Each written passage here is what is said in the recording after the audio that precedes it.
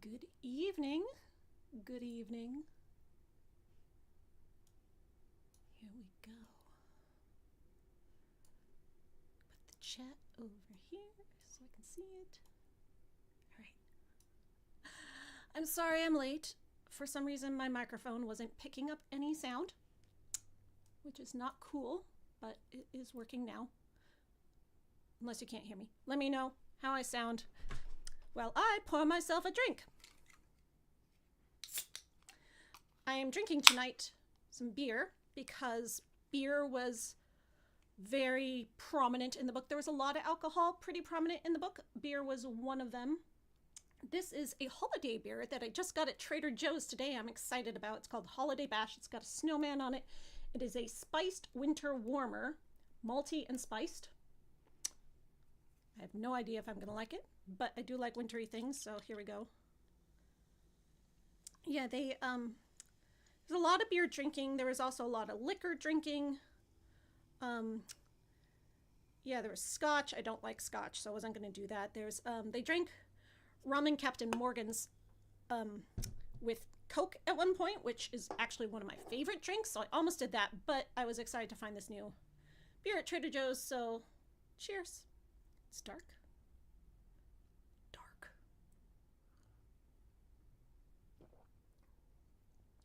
It's nice. Not the best beer I've ever had, but it's nice.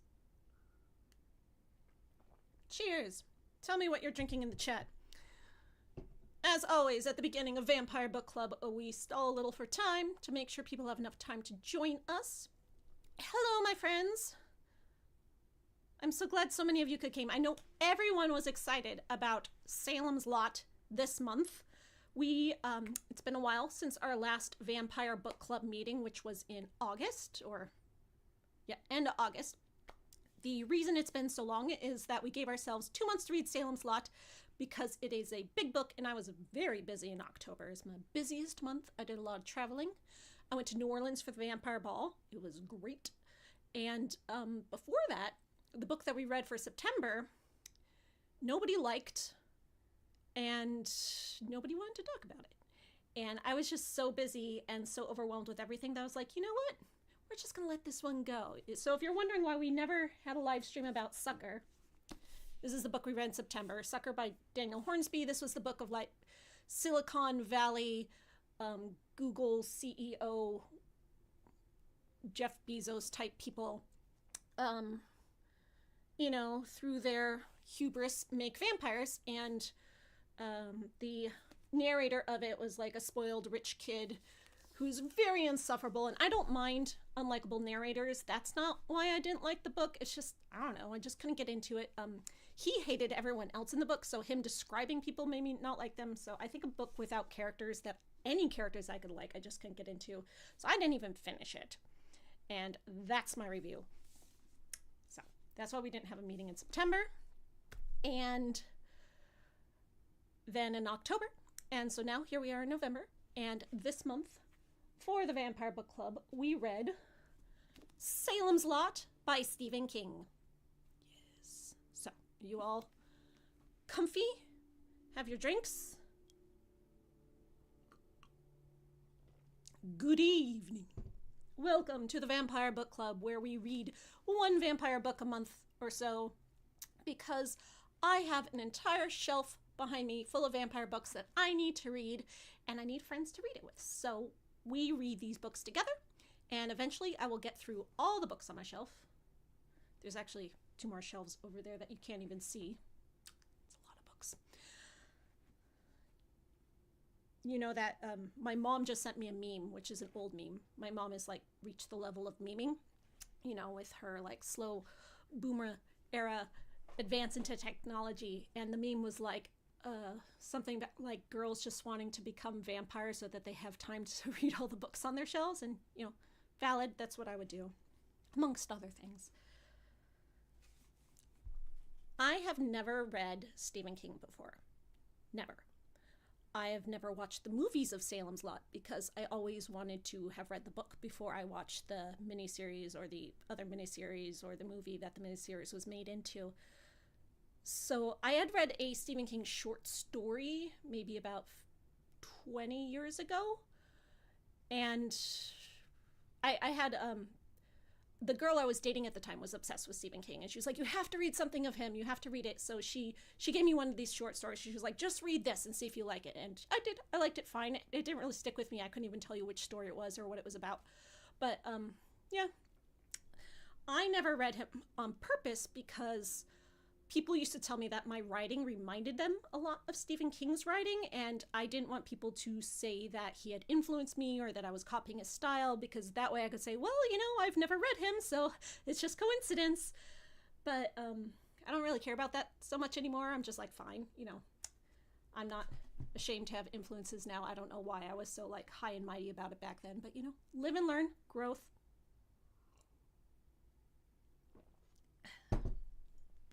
So Salem's Lot is one of Stephen King's earliest books. It's the second book that he got published. So I was going into it thinking like, maybe it won't be his best because it's one of his earlier ones, or, you know, I didn't know what to expect.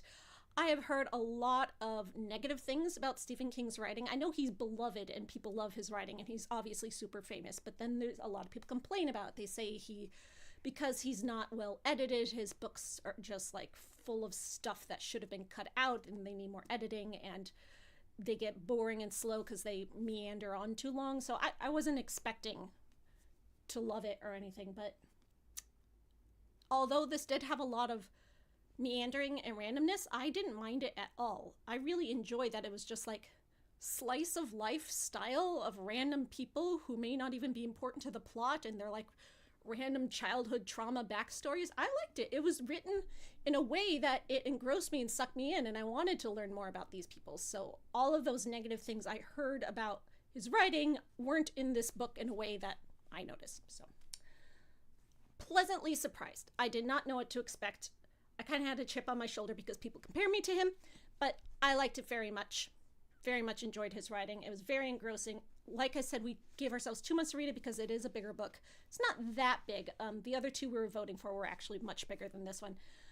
But its bigness was part of what put me off reading it. So I thought if I had 2 months to read it, I would read it. And I actually didn't even start it until last week when I was on an airplane, and I read it on the airplane. And by the time my 2-hour flight was done, I was hooked. I was like, I got to keep reading this. And I wasn't able to for a week because of the trip I was on, but then on the airplane ride home, I did. And then for like the past 2 days, I binged the rest of it. So I read the whole thing in 4 days, technically.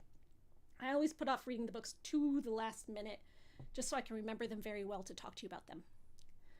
So even though we gave ourselves 2 months, you know, I really only gave myself 4 days. So I named the title of this stream with a clickbait title to get people to click on it, which is Stephen King does Dracula but worse. And by but worse, I mean that his vampire is worse than Dracula. Like Dracula is an evil villain, his vampire is like an even worse evil villain. So I'm not saying his book is worse than Dracula. That was just there to piss people off and make them click on my video. Brilliant. So I know we have a lot of Stephen King fans, and a lot of people really excited that we finally read this book, and I'm very happy that you all are here. So please share your knowledge in the chat, answer questions. If I have questions or if anyone else in the chat has questions, answer them. While I am talking about the book, I'll probably miss a lot of what's going on in the chat. I'll be able to scroll up again later, or if there's something you really want me to respond to, you can actually repeat or repaste what you put in the chat later when I say I'm ready to take questions.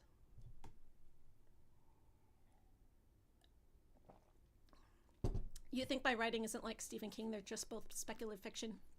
If you're talking about The Company of Death, I agree with you. But the people who used to compare me to him were well before I wrote that book, so I guess my writing used to be more like his. Maybe.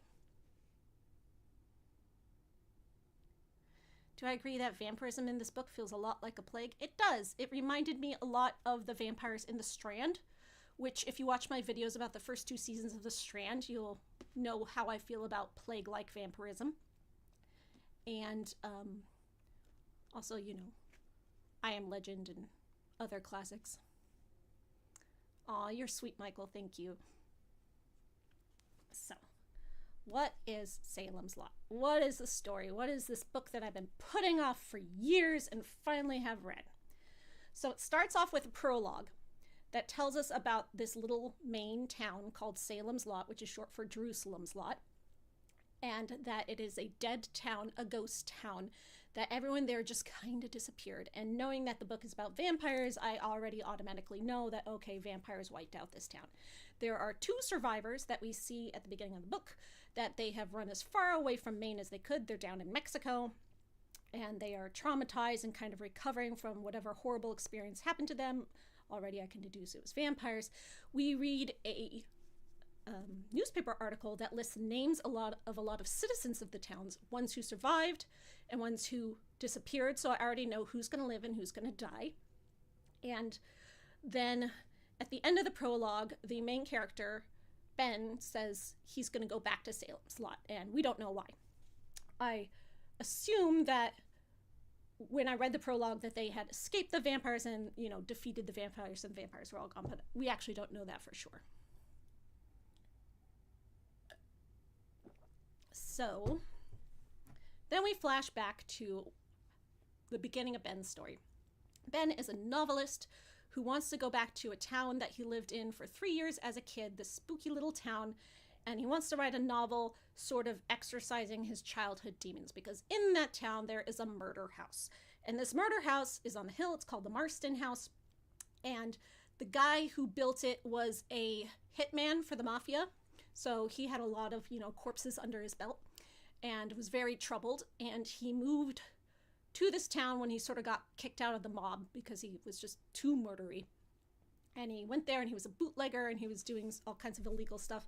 And something happened that made his wife beg her to shoot her. So he shot his wife and then he hung himself. We find out all about this later on. So something creepy happened. We don't really find out what, but it's understood that there's like an evil presence in the town, in that house, kind of focus on that house. He was an evil man, but he was drawn to the town because it called to his evil.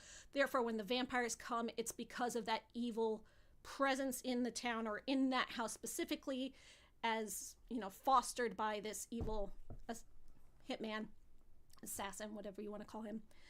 So it's like, I don't know which came first, chicken or the egg, whether the evil was there first or if he brought the evil. But now there's evil in the town. And that house has been sitting abandoned ever since he killed himself. No one wants to buy it because he, it's creepy. So Ben, when he was a kid, he got dared to go in there by like the other kids. And he was just supposed to go in and steal something and come out. But he was like, I want to look at the room where the guy hung himself. So he goes up to that room and then he has a vision of the guy there hanging. And he opens his eyes and he creeps him out, and Ben, screams and runs away. So we don't know whether it was a hallucination, just his imagination, or some kind of spiritual, ghostly phenomenon.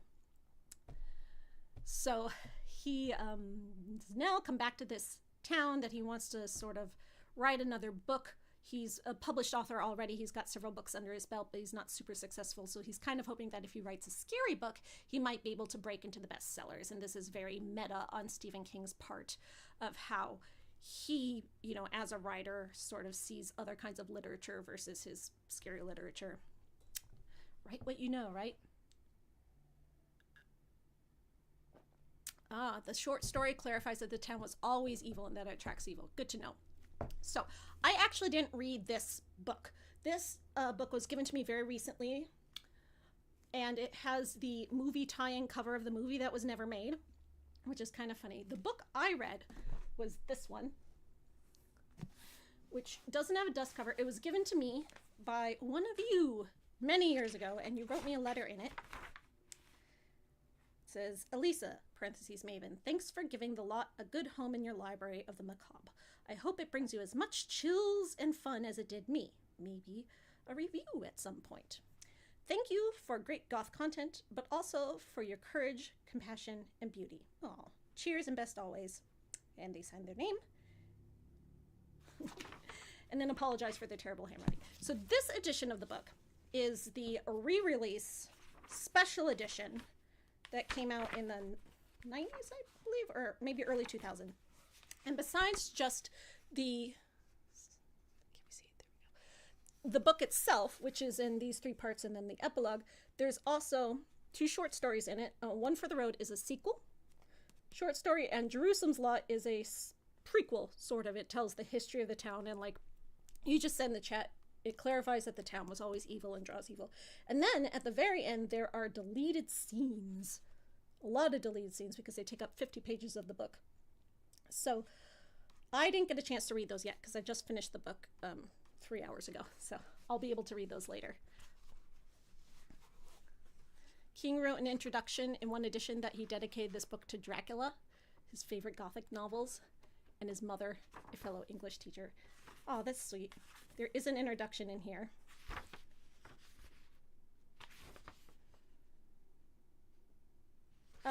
Yeah, I think that's this very introduction that's in here.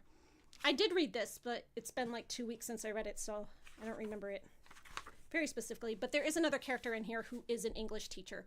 So we've got a writer and an English teacher. So the fact that vampires are happening and they're very Dracula-based vampires, both of these characters, when the vampires start happening, they're like, well, I read Dracula. We're the only 2 literary people in this very blue-collar town. So we've both read Dracula and we know how to defeat vampires. Very meta. So, yeah, King doesn't give any, like, coyness about the fact that this is Dracula-inspired. It is Dracula. It's a, like, his take on Dracula. What if Dracula happened now in Maine, as you said, with different characters and, you know, a different setting, but the way the vampires work, very Dracula. You know, they don't show in mirrors. They can turn into mist, hypnotizing eyes. The main Dracula stand-in vampire, whose name is Barlow, gets younger and hotter the more blood he drinks. So he comes back to this town and he wants to rent the Marsden house and write his novel there. But when he goes into town to ask about it, they're like, sorry, that house actually sold recently. Someone bought that house. And he's like, well, that's weird. So he starts staying at a boarding house and he starts writing his novel there. And we find out later that a couple months before, or actually like a whole year before this, someone came to the local real estate agent and told him that he wanted to buy the house for $1. And the real estate agent is like, why would I do that? And he also wanted to buy a shop in town so he could set up a furniture shop. And he's like, well, you'll do that because I will give you this land grant for this land plot that's worth $4 million. And the real estate agent was like, well, okay, I'll sell you it for $1. So the guy who came in and did that deal with the real estate agent, his name was Straker, Mr. Straker. He has a first name and a middle name. So he is a very creepy but human, very weird. He has this very formal, old-timey way of speaking. He's completely bald but still kind of sexy in a way that, you know, the women are attracted to him. And he's like mysterious and creepy. Very bald. They make a big point of how bald he is, which I think, you know how in the Salem's Lot movie that's famous with like the Barlow face, that blue vampire with the big teeth? Barlow doesn't look anything like that in this book. He's just a like sexy European man who's like so suave and fancy that people are like, maybe he's gay. Maybe he and Straker are a gay couple together. And he's not like monstrous at all. And I learned today by that YouTube video that someone linked in my Discord server that the reason the miniseries changed Barlow from being like suave and European and attractive and alluring to this Nosferatu-esque, very grotesque makeup monster is because the person making the miniseries was like, ugh, vampires aren't supposed to be romantic. We're going to make him a real vampire and show, like, just by looking at him, you know he's evil. And I'm like, okay, clearly this guy who made this miniseries, Toby Hooper, or whoever was behind that particular decision, didn't get it. Like, the point of the vampire being sexy is that that's how he lures you in. He's someone who could live in your midst and you wouldn't know it, and then he preys on you. Like, that's what makes vampires scary. If he's just a monster with like big pointy ears and like a goblin, yeah, he's scary, but not in a vampire way. Like, that's a different kind of scary. So I think I haven't watched that miniseries yet, but fail on its part. I already have a point against it. The fact that they purposely did that because they thought vampires shouldn't be sexy. And it's interesting because this book came out before Interview with a Vampire. And, this is nothing like Interview with a Vampire in that book, the vampires were very sympathetic, and that launched an entire vampire revolution about sympathetic vampires. But this still had a sexy vampire. It wasn't, Nosferatu. So even Dracula, in the original Dracula, he wasn't very sexy. He looked like a regular guy, like he could blend into society, but he looked like an older, elderly gentleman. He had a big fluffy mustache. He wasn't, wooing the ladies with his looks like he is in every single film version. So this is more based off the film interpretation of Dracula than the actual book interpretation of Dracula, as far as what kind of vampire Barlow is.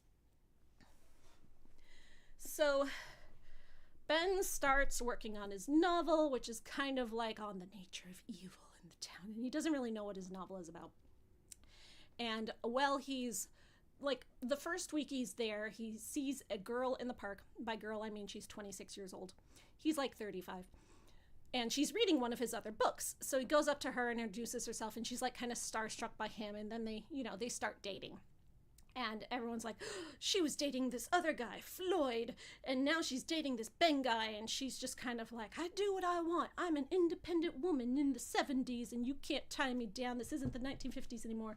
Her mom doesn't like it because her mom wanted her to like settle down with a good man, and she doesn't know who this fancy weird writer man is. There's a lot of homophobia in this book. Anything that's too intelligent, too literary, too cultured, people see as kind of gay. And the people in the town, like, we get different levels of homophobia from each of the points of view of all the townsfolk. The worst one is the guy who works at the dump and likes to shoot rats and is lusting after a high school girl. He's really gross. And he is just like super homophobic. But other people are just like, oh, maybe Straker and Barlow are queer for each other. They're just like, yeah, maybe they're a gay couple. And that's not a homophobic thing to say. Depends on the tone, right? So we see there are no actual gay characters in the book that we see, other than possibly Barlow and Straker, for as far as we know. But they're not emotional characters. They don't have romance in their lives. They don't have a relationship. Straker is just a servant to him, and he's not like in love with him or anything. Because the thing about the vampires in this book is they don't have feelings. Like, kind of the way Dracula didn't really have feelings other than egotism and, anger or like goals, but they weren't sensitive. They didn't have like dark, troubled pasts. A lot of people complain about the homophobia in the novel, which, nobody likes to read that stuff.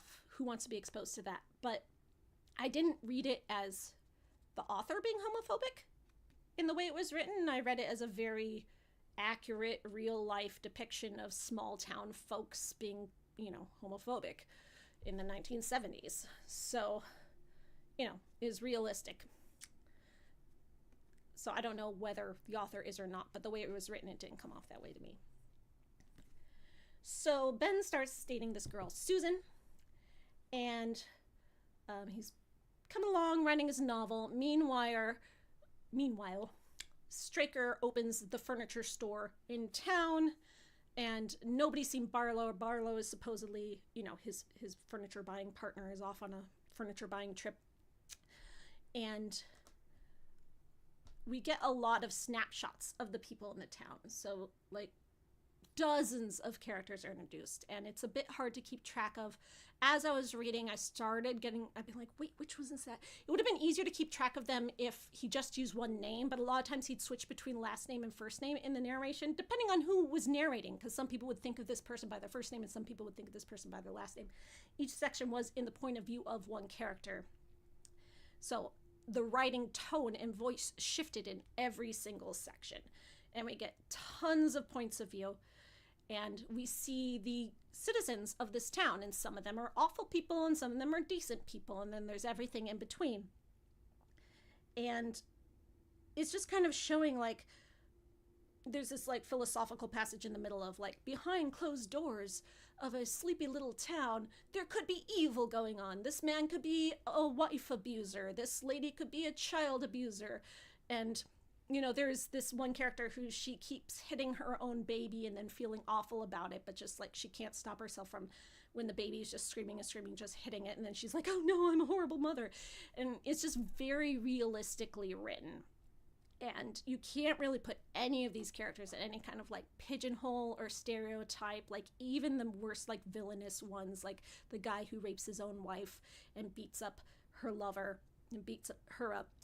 Like even we get like insight into like his thoughts and feelings and where he's coming from and why he is the way he is. So it's just these character studies of all these people in the small town. I thought it was extremely creative, and I kept being like, he'd like mention a guy that goes to the grocery store and then like in parentheses tell us something about like the way he, folds his laundry. It's just all these details and all this color in the writing. I'm just like, either Stephen King is basing all these people off of people he knows and throwing in facts about them, or he is just so creative and imaginative that he imagined all these people and came up with all these tiny little facts about them, and just like the level of detail and work I was extremely impressed by.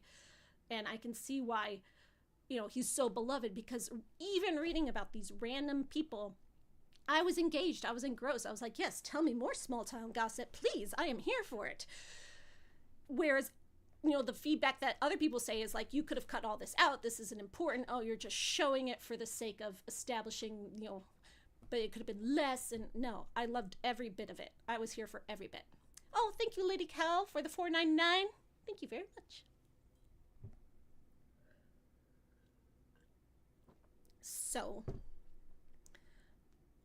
the first thing that happens is the local gravedigger finds the dog of someone else who we've been introduced to, where he's like 2 weeks away from retirement. He's going to retire with his dog, and he's just going to be so happy with his dog and live happily ever after with his dog.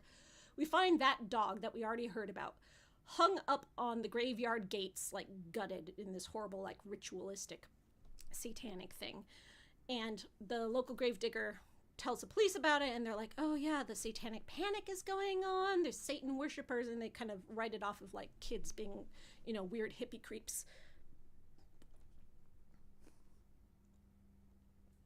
Do I think King was just trying to paint the town as having a lot going on behind closed doors, or suggesting the town was especially bad because it was corrupted? No. I mean, you do have a point. The town did have evil in it, but I don't think anything he wrote seemed especially bad. Everything that he was showing, like the horror that can happen behind closed doors, the evil that is already in our midst as a society, seemed like very basic things that could happen in any town. I don't think they seemed like driven to do more horrible things because they were in this corrupted town. I think it was very human, very basic human evil. Oh, thank you, Joker, for the 1,000 Chilean pesos. 19 All Things Serve the Burn. Dark Tower. I haven't read Dark Tower. I know nothing about Dark Tower, so I don't get your reference, but I'm sure other people do. You're awesome. Thank you so much. I know you're like one of our several Stephen King experts here. So, the first thing that happens is dog, and then very shortly after... Okay, before this, we're introduced to this little boy who's new at school. He's like 12. His name is Mark Petrie. And he faces off against a school bully and completely beats the bully. And now everyone's like, oh my God, the new kid who's kind of nerdy, and we think he might be gay because he's very quiet and he likes to read. He just beat the school bully. He's awesome. So these other two kids are going over to his house because he paints monster models. He like builds monster models, like action figures. He creates them, and they say they're going over there to play with his train set because admitting that they're going there for the like Dracula and Frankenstein models would look too gay to their parents, so they can't admit that. So they're walking through the woods at dark, and they get attacked by the vampire, which, you know, it doesn't say so in the book, but as the reader, you know this is what's happening because you already know that the vampires are in town because you know this is a vampire book. So it's like, unlike when people originally read Dracula back in the day and they had never even heard of vampires. They had no idea what Dracula could be. And the Dracula book was Vampire 101 for the entire English-speaking society. We know about vampires. We've read Dracula. We have the meta-knowledge, so we know what's going on. So the horror is having come to like understand these people and feel sympathetic for them, and then seeing our friends like get attacked and killed, and especially children. So these two children get attacked. One of them, the little one, goes missing, and the older son gets drained of blood, and so he needs to get like hospitalized and stuff. They never find the little boy, but we see in a very vague, omniscient scene someone, we don't know, turns out I think it was Straker, going to the cemetery and doing a satanic ceremony where he sacrifices the little boy as a way to like make it so Barlow can come to the town. It's some kind of like passage ceremony that's required for some reason for Barlow to come. So yes, it's very sad. And like, as someone who has kids, reading about the child's like murder and then the parents breaking down at the funeral, like the father just gets so upset he jumps in the grave and he's like, he's not dead, wake up, wake up. Because the older boy eventually dies in the hospital from blood loss. But when they find him dead on the floor, he suddenly looks like healthy and robust and beautiful, and he's like all rosy cheeked. So, you know, obviously this is very much like Lucy in Dracula. We know he's going to come back as a vampire. So after the funeral and the like very heartbreaking scene of the father breaking down the funeral, the gravedigger, who we've also gotten to know and like, and he's one of the most likable characters that we've read about so far. He's filling in the grave on top of the boy's coffin, and he starts having this like paranoid sense that the eyes of the boy in the coffin are open, and they were closed. The mortician closed them, and they were closed during the open casket funeral. But he's like, no, I have this sense that they're open. I have to open up the coffin and close it. I have to like weigh them down with quarters or something, because I can't let this little boy be buried with his eyes open. It's just wrong. So he starts like digging up the dirt in the coffin, and he opens up the coffin, and of course the boy is a vampire. And what had happened is he'd been summoning him, and he'd been like using his vampire hypnosis to summon the gravedigger, and he bites him and, you know, drinks his blood, so on.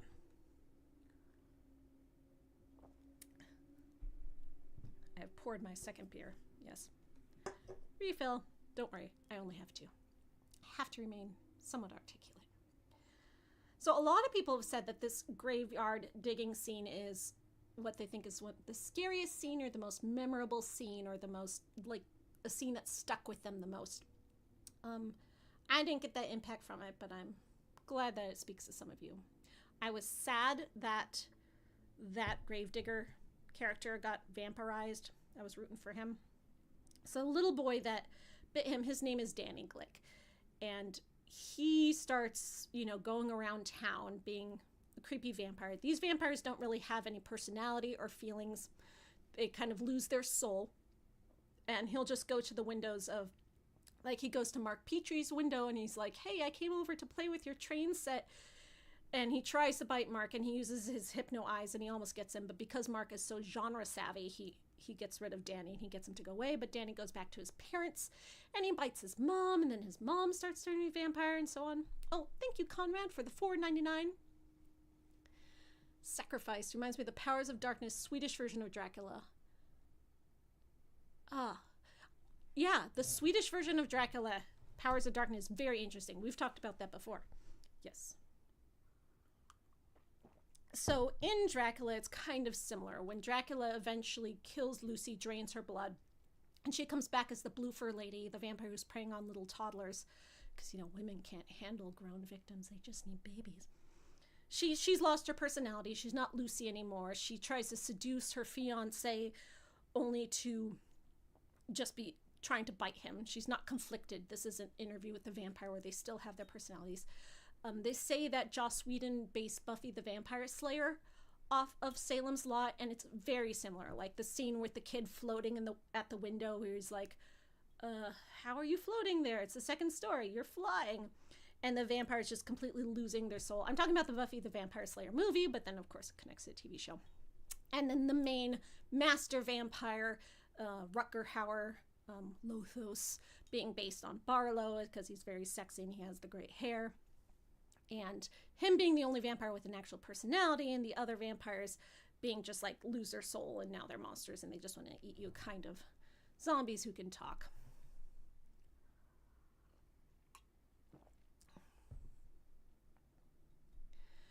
So we've also been introduced to the English teacher character. His name is Matt Burke. And he's 2 years away from retirement. And when he retires, I don't know, he's a high school English teacher and he loves his job. And, you know, none of the kids are like, wow, best English teacher ever. But, you know, they're kind of fond of him. He makes do. He's friends with the librarian. He's another person who's like, oh, he's so literary. Maybe he's gay because he never got married. He sees the gravedigger in the bar one night. And he's like, oh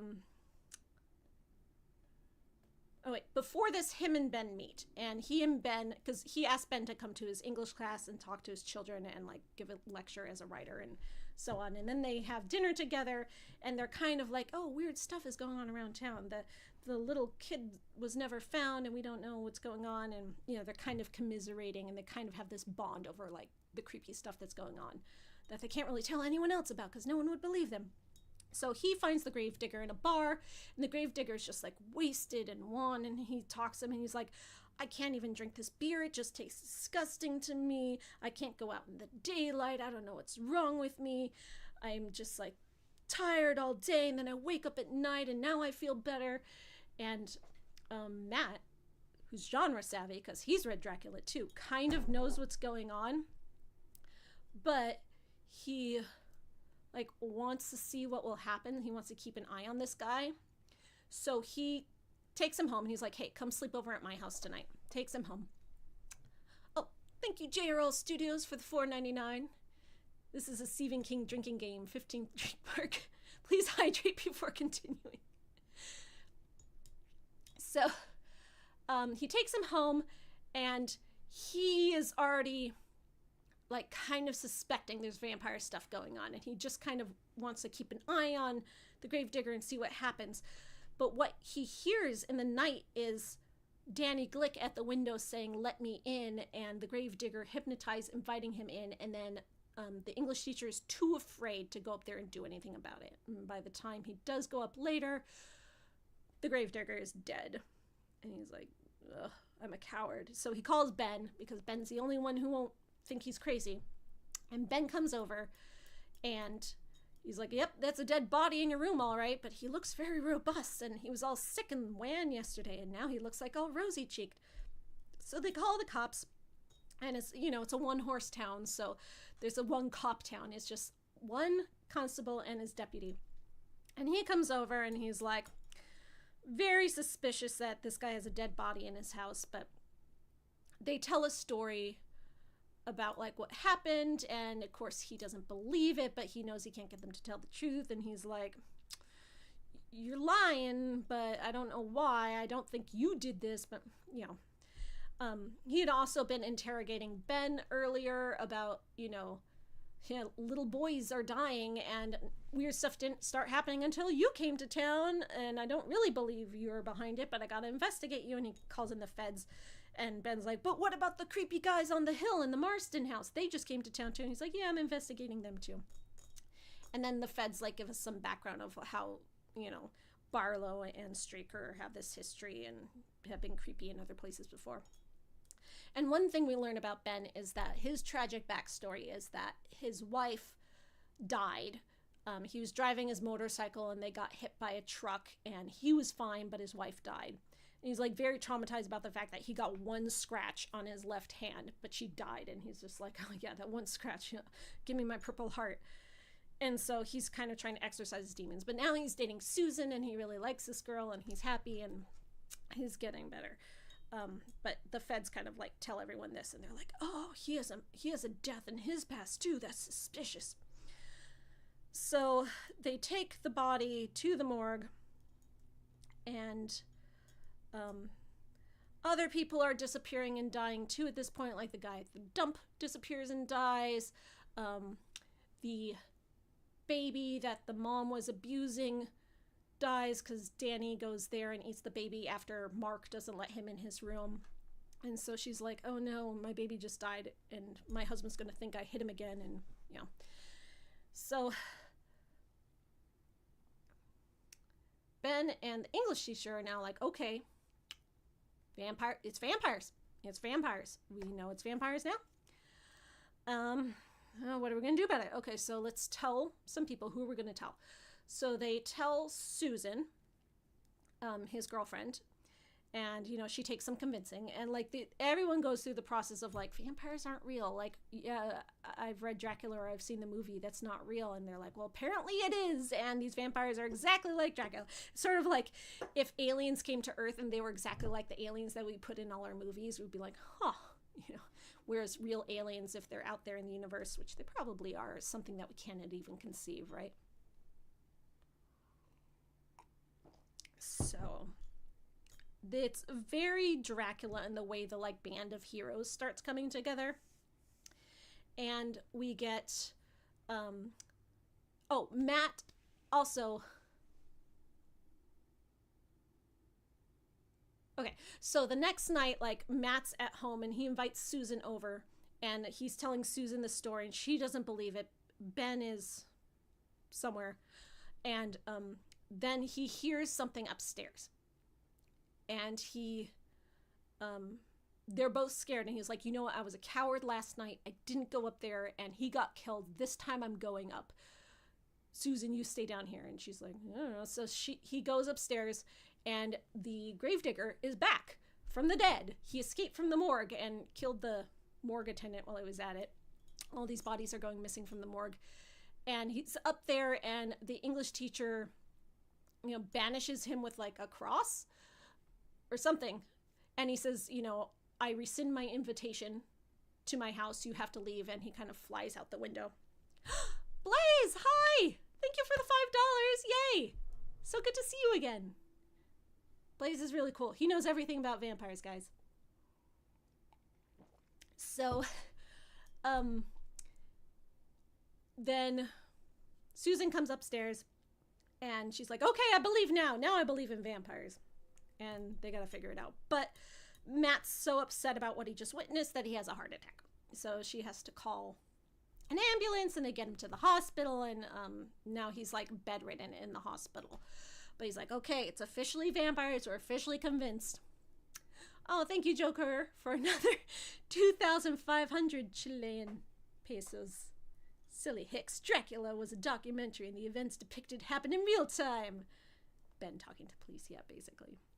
But they don't tell anyone else. They keep coming up with stories because they're like, everyone will think we're crazy, so we can't tell anyone else, but we still have to solve this problem.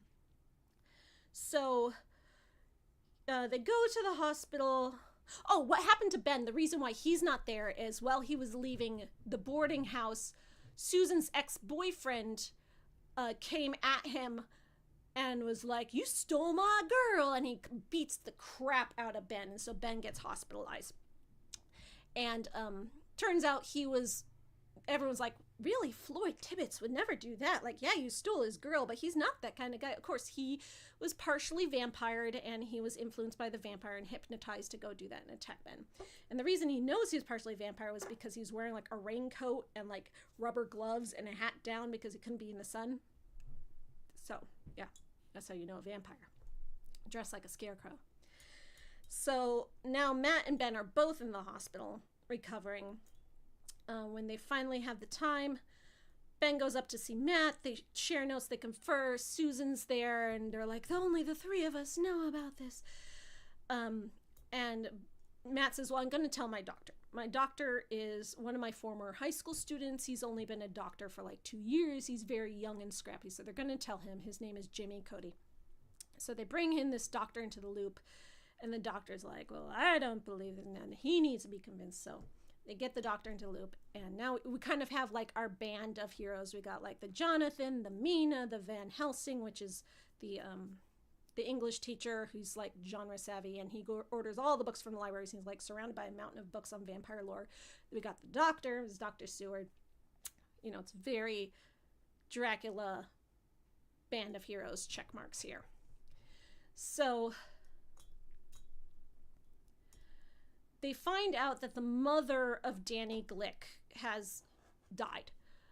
So what they wanted to do was they wanted to go stage something where they can get a hold of Danny Glick and kind of test him to see if he really is a vampire, or if it's really the kind of vampire that they're thinking of, like, how much of the Dracula rules does he follow, and they want to, like, catch him. But what happens is they found out his mother died, and she's been transferred to a different morgue because the other morgue attendant disappeared, and they got no one in their local morgue. So they decide that they're going to go out and see her and see if she rises after dark as a vampire, and then they'll know for sure. And so Ben and Dr. Cody go out there to this other morgue, and they're sitting around waiting for sunset, waiting for to see if the mom will rise. And Matt's, bedridden in the hospital with his heart attack.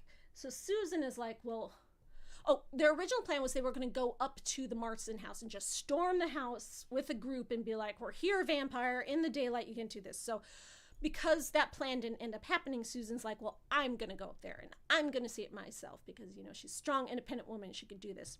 So as she's going up there, she's sneaking up on the house. She's doing it very smartly. She brings a wooden stake with her.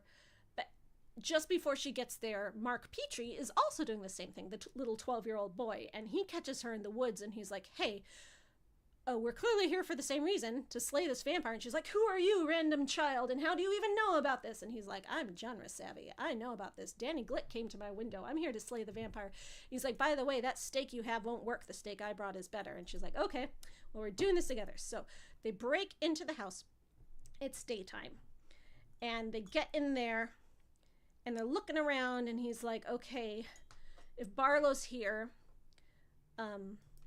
which they can tell he is because there's like a stench, like a very bad smell and an ominous feeling whenever vampires are around. So if they're getting close to a vampire, they can sense it. And it's just this smell and this feeling.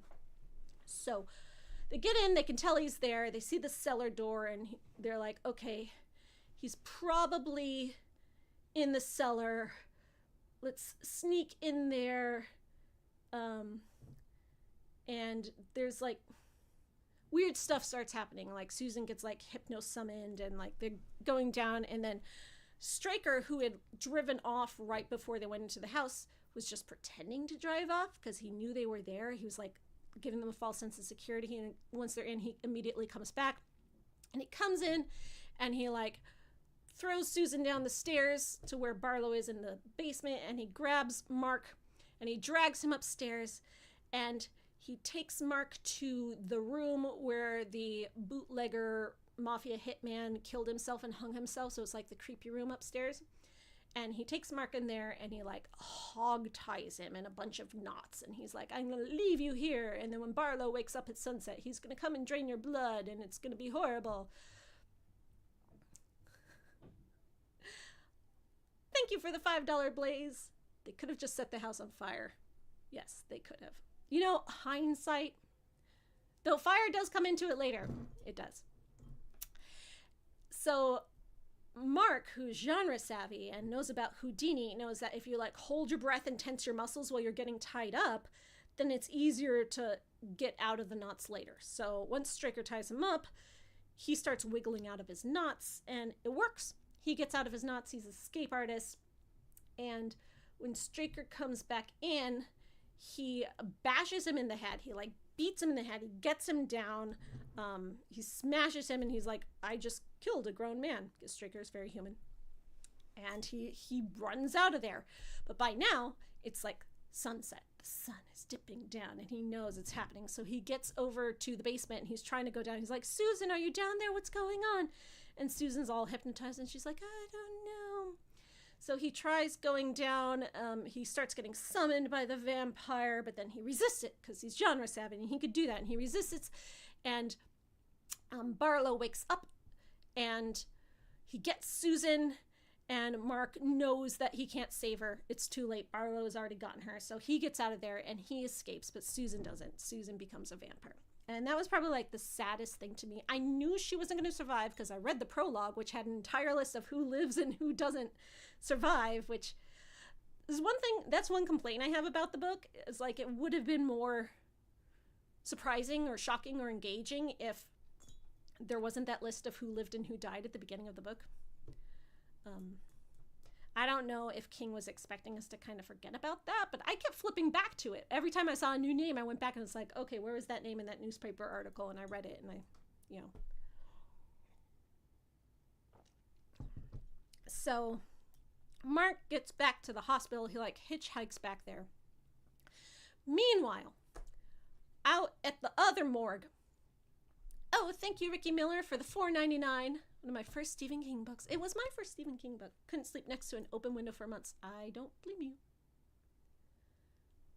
Aw.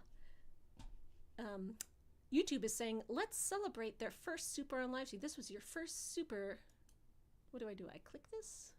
How do I celebrate your first super? I don't know. Celebrate. Clicking isn't doing anything.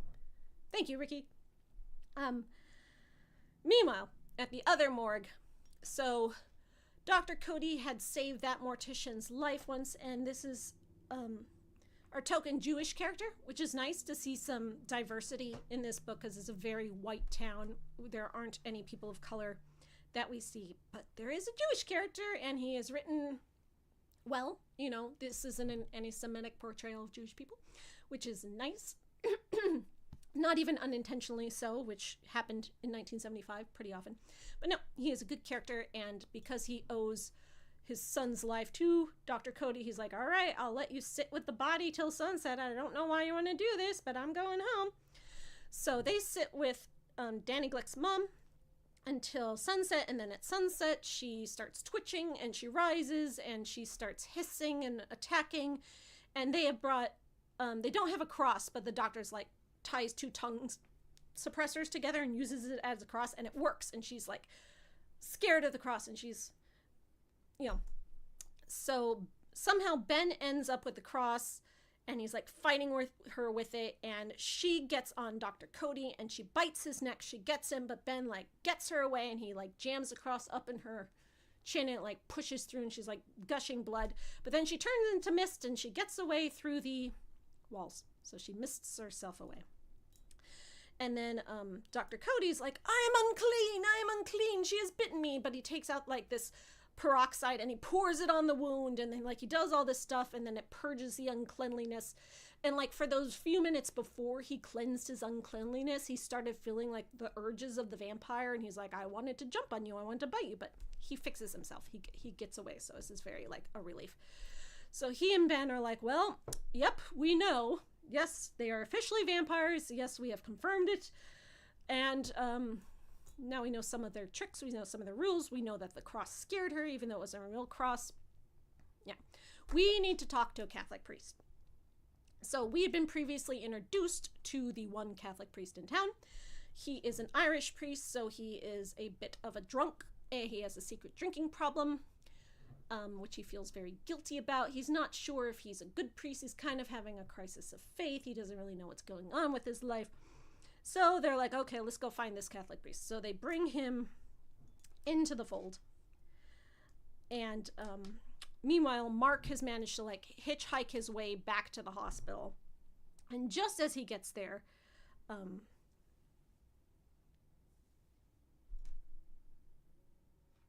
forget who.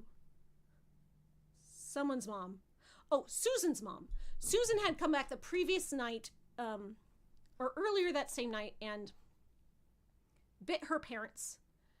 And now her parents are becoming vampires because she's a vampire now. And her mom comes to... Maybe it's not her mom. Someone, okay. Someone comes to the hospital with a gun, and she's gonna go up and like shoot Matt in bed, but Mark comes back just in time to warn someone that she has a gun, so they tackle her and they get her down, and Mark goes back up, and then she dies like in the elevator. Oh, thank you JRL Studios for another $4.99. Love the direct and specific homage of unclean to Mina's Crisis in Dracula. Exactly. So they bring the priest into the fold. The priest comes, and Matt and Ben, and they're like, there's a lot of, and then we told the same story all over again. Yeah.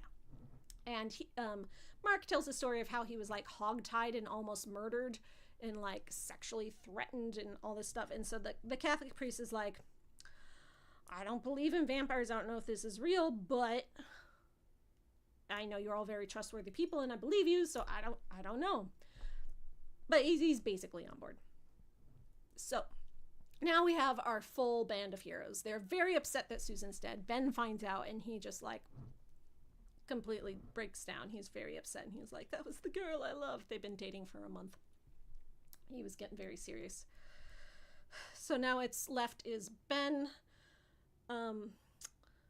Matt, who's the Van Helsing but bedridden, Dr. Cody, and the Catholic priest Callahan. So they plan to wait until morning and then do like some vampire preparations and then like go and like start an attack and everything. But Dr. Cody is very worried about Matt. He's like, his heart attack wasn't that bad, but the next heart attack will probably kill him. And if he has another one, and I'm worried that he's going to have another one. Yeah, so how does this go down? So like, there's this passage, another one of these like poetic philosophical passages that's like, nobody knew that the morning of October 6th, the town was already dead. Because enough people in the town had become vampires that it's very exponential. Like as soon as they bite someone, that person will become a vampire and so on and so forth. So they all go during the day to the Marston house, hoping to find Barlow sleeping there and, you know, stake him. Because they know that if they drive a stake through his heart, just like in the instruction book that is in Dracula, they will destroy him. But when they get there, he's not there. They do find out that he has killed Straker, so even though Straker wasn't fully dead when Mark bashed in his head, Barlow couldn't resist the blood there and he drank him to death. And he's like, you made me kill my own assistant, how dare you? He was delicious. So they go down to the basement, and Barlow's not there, but he left them a letter. So they read the letter, and in it, Barlow is just like, ha ha ha, you think you can defeat me? You think your Christian God, your Catholic God can defeat me? I was old when your Christianity was born. So he's older than Jesus, apparently. And he's got this huge ego, and they keep talking about like, wow, he has such an ego in this letter. And they're like, well, you know, the older he gets, the more confident he gets, and this is, his ego is earned, but it's also kind of a flaw, you know, they're kind of, but he doesn't have any personality other than his ego and thinking like, puny humans, you can't defeat me. And in this letter, he kind of threatens them each individually. He's like, even though he wrote this letter the day before, he knows who's coming. He's like, Father Callahan, have they gotten you into this? I think they have. So in the letter, he tells Mark that because he's so mad that he made him kill Straker, he's like, I'm going after your parents. As soon as the sun sets, I'm going to go kill your parents. And then I'm going to kill you and castrate you and make you a vampire. And you'll be one of my vampires, a castrated vampire. He keeps like threatening to castrate him. It's real weird. And it was one letter. One letter had multiple paragraphs for different people. So they're like, okay. And then he says in the letter, he's like, by the way, I left you a present. Susan's here, so have fun killing her. Because you're not going to leave her to be a vampire. You're going to stake her, right? Like you were going to stake me. Have fun with that. And he's just doing it to like torture them. So Matt had told Ben that because he's the closest thing to a husband that Susan had, he has to be the one to stake her. So it's like an Arthur Lucy situation now. So now he's the Arthur and she's the Lucy. Even though we don't get to see her act as a vampire at all. We get to see her for like 2 seconds when Mark sees her and she's just like, hello. And the flashback, so when she went to her parents and, you know, apparently she was a very sexy vampire, but we don't get to see it. So she's lying there unconscious because during the day, these vampires are completely unconscious. Unlike Dracula, who could go about during the day, sometimes didn't. Sometimes he slept, but he could. These ones cannot. These ones cannot be in daylight or sunlight at all. They are unconscious until the sun sets and then they wake up. So they find Susan and they're like, Ben, you have to hammer a stake through her heart. And he's like, I can't. they're like, you must. So they finally get him to do it. It's very traumatizing for him because, he lost his wife in the motorcycle accident, and now he's losing his new girl that he's in love with. He does. It's like the Lucy scene in The Tombs where Arthur, except Van Helsing's not there this time. He is in the hospital. So he hammers a stake through her heart, and then he goes out in the garden to have an existential crisis, and the other people stuff her mouth full of garlic and bury her upside down and sink her in the river, because you got the vampire can't cross running water, so you put her in the river under running water and then she's dead. So they don't know where Barlow is now. They don't know what to do. It's still daylight, so they go back to the hospital, they regroup, they talk to Matt, and they're like, okay, well, he threatened Mark's parents, so we got to go save Mark's parents before sunset. And so Father Callahan and Mark go home to his parents to try to retell the whole story to Mark's dad and everything, and the other people are in the hospital checking in with Matt, and they split the party. You never split the party. Oh, one of the cool things is when Father Callahan came to the Marston house, it was locked up, and they're like, oh, I guess we'll break a window again. He's like, no, we don't need to. And he took out his cross, and all of a sudden all this blue light started coming out of his cross. It started glowing, his arms started glowing, and he got this feeling of power in him. And it's established later that it's not really God or Christian power, it's just the power of righteousness and goodness and whiteness. Emphasis on the whiteness. And it made him explode the house open. So this philosophical, theological, some kind of goodness power is real. This kind of magic is real. And the holy water has this power. It makes things start glowing blue. It made his cross glow blue. So he has this magical power. And that's what they use. So he goes to Mark's parents' house, and he's trying to talk to Mark's dad and tell him vampires are real and so on. And Mark's dad is just like, this is crazy. I don't believe you. You crazy old Catholic priest. You drink, don't you? And he doesn't believe it. And they're like, okay, let's just go down to the hospital. You and Mark's mom, and we'll go down to the hospital and we'll be safe. So Mark's dad is like, I'm just going to call the hospital and we'll talk. So he picks up the phone. He's like, the line is dead. And then the lights go out. And then all of a sudden, Barlow bursts through the windows. And he's like, I told you I would come kill your parents, and now I'm here, haha. And he doesn't bite the parents and turn them into vampires. He smashes their head together like watermelons, and their heads explode. And they fall to the ground, and Mark's just like, but Father Callahan takes out his cross, and he's like, by the power of God, I compel you, and it's actually working. Thank you, Joe Kerr, for another 2,500 Chilean pesos. As for the threats, it's because Callahan is canonically gay. For more info, check Dark Tower. Oh, that's interesting. We didn't get any hint that Callahan was gay in this book at all. Just that he was a priest. I love that. More gay characters, please. So, Mark's so upset that he, goes towards Barlow, and then Barlow grabs him, and he's just like, I'm going to kill this little boy, Father Callahan. Haha, Catholic priest, what will you do? And he brings out the cross, and he's like, the cross is glowing blue, and I'm going to get you. And Barlow's like, and it's working. And so Barlow's like, okay, I'll let this boy down. I'll let him go if you put the cross down and fight me man to man. And Callahan's like, yes, we'll do that. So Barlow does let Mark go. Mark spits on him, which really pisses Barlow off, and then he runs away. Very traumatized that he saw his parents die. Oh no, wait. I mixed things up. This is when Mark goes back to the hospital, and the lady with the gun is there, and he hitchhikes to the hospital. Yeah, that's when that happens. So the earlier time when he left the house, he didn't go to the hospital. He went to Ben, and he's like, hi, Ben. Nice to meet you. My name's Mark. I'm genre savvy. Let me join your group. And that's how he gets, included with Ben and stuff. And that's when Ben gets beat up by Floyd. So, but Callahan is left there alone. And he's like, yes, I did say I would put my cross down and fight him man to man, but I could just not do that. I could have been lying. But he has this, moral debate with himself. And he's like, if I don't put the cross down, then I'm not who I said I was, and then his face starts faltering. So the cross stops glowing, and all that power he felt, that goodness, righteousness power that gave him all the like super strength, fades away and it's gone.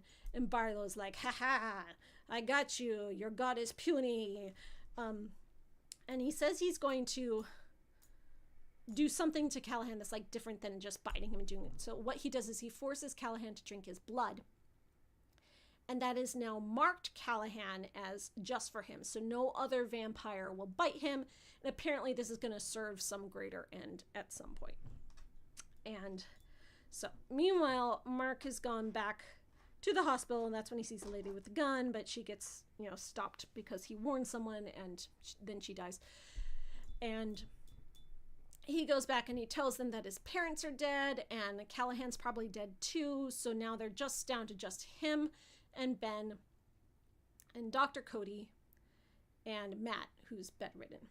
So they're like, okay, we're going to wait here to sunrise. And then sunrise, we're going to go make like 100, 300, 1,000 stakes. And then we're going to go around town to town and kill every single vampire that we find. And they're like, okay, when you saw Barlow, was there any hint on him that may have given you a clue to where he's sleeping now? Because he wasn't sleeping in the Marston house anymore. And Mark eventually remembers that he had some blue chalk on his fingers. They're like, okay, maybe he's staying at this old creepy elementary school because of the blue chalk and so on. So they're like, okay, that school's kind of out of town, but is the kind of old place that he might like. So when it's daylight, we'll go there. But first, when it's daylight, you're going to make some stakes, going to make a plan, etc. So daylight comes, and Ben and Cody and Mark go to Mark's old house. They cover up his dead parents, and they go down to the basement where he has like a wood shop. And Ben starts making steaks. And Cody says that he and Mark, meanwhile, will go around town, find out which people in the town have become vampires, mark their doors with an X, and then by the time they have the stakes, they'll be ready and they'll know exactly where to go. But while they're doing that, Cody has an epiphany, and he realizes the blue chalk isn't from an elementary school, it's from the chalk that he put on the end of a pool cue. And he remembers that there's a pool table in the basement of the boarding house where Ben's been living. And we have gotten very much to know the proprietress of the boarding house and her, ex-lover who's the town drunk. And we've gotten like very close to these characters. And it's very sad. And like the night before, we had seen these characters that they were very much vampires, and they went down to the basement. So now we've connected that the reason they went down to the basement and the master was calling them was because the master is sleeping in the basement with the pool table. So on. Thank you, JRL Studios, for the $1.99. Daylight come and I want to go home.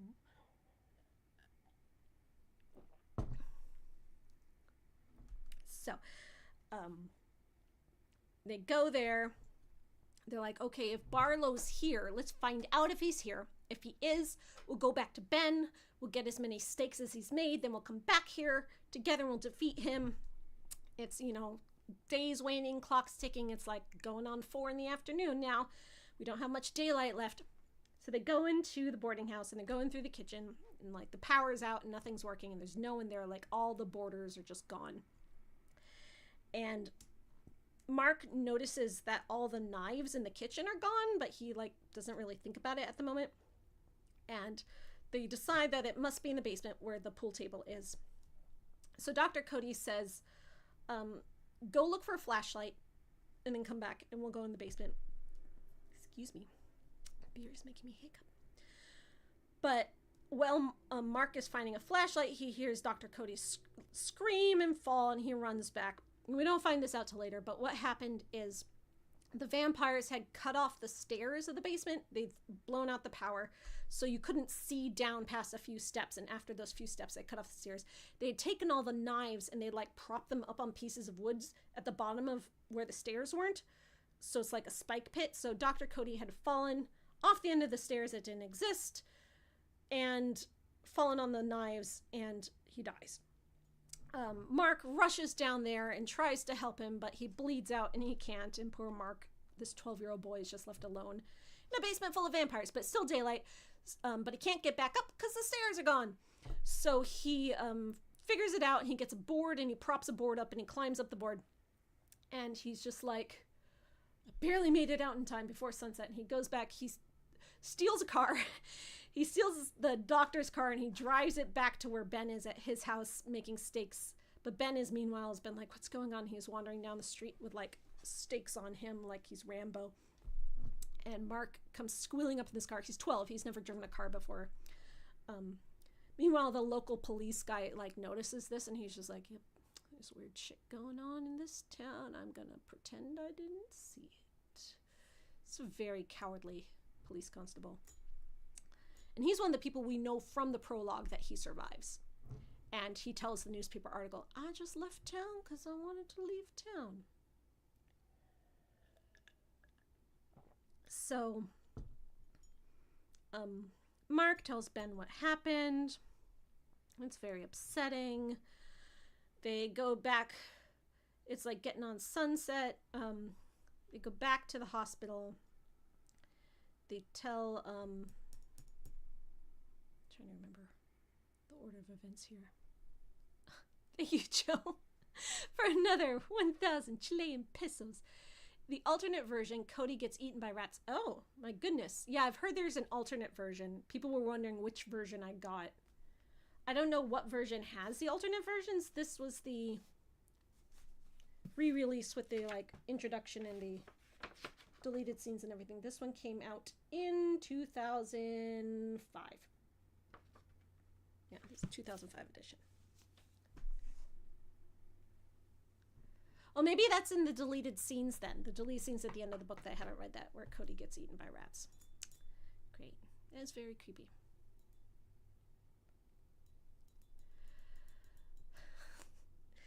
So Ben and Mark are upset because they lost Cody now and they're the only ones left. And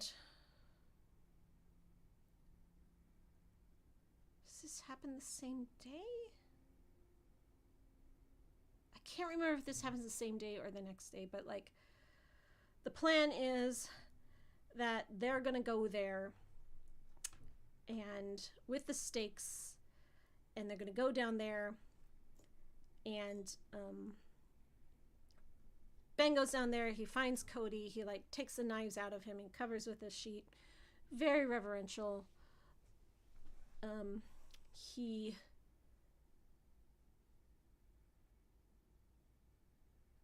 Okay, I'm foggy on the order of events, which is annoying because I just read this today. But at some point, Matt dies of another heart attack. And they lose him, and it's very upsetting. And now they're on their own. And meanwhile, Father Callahan is wandering around and now being the vampire, bit by the vampire, marked of the vampire. He compares it to the mark of Cain. He buys a bus ticket to New York and he leaves town. It's not clear why he does this or what will happen to him.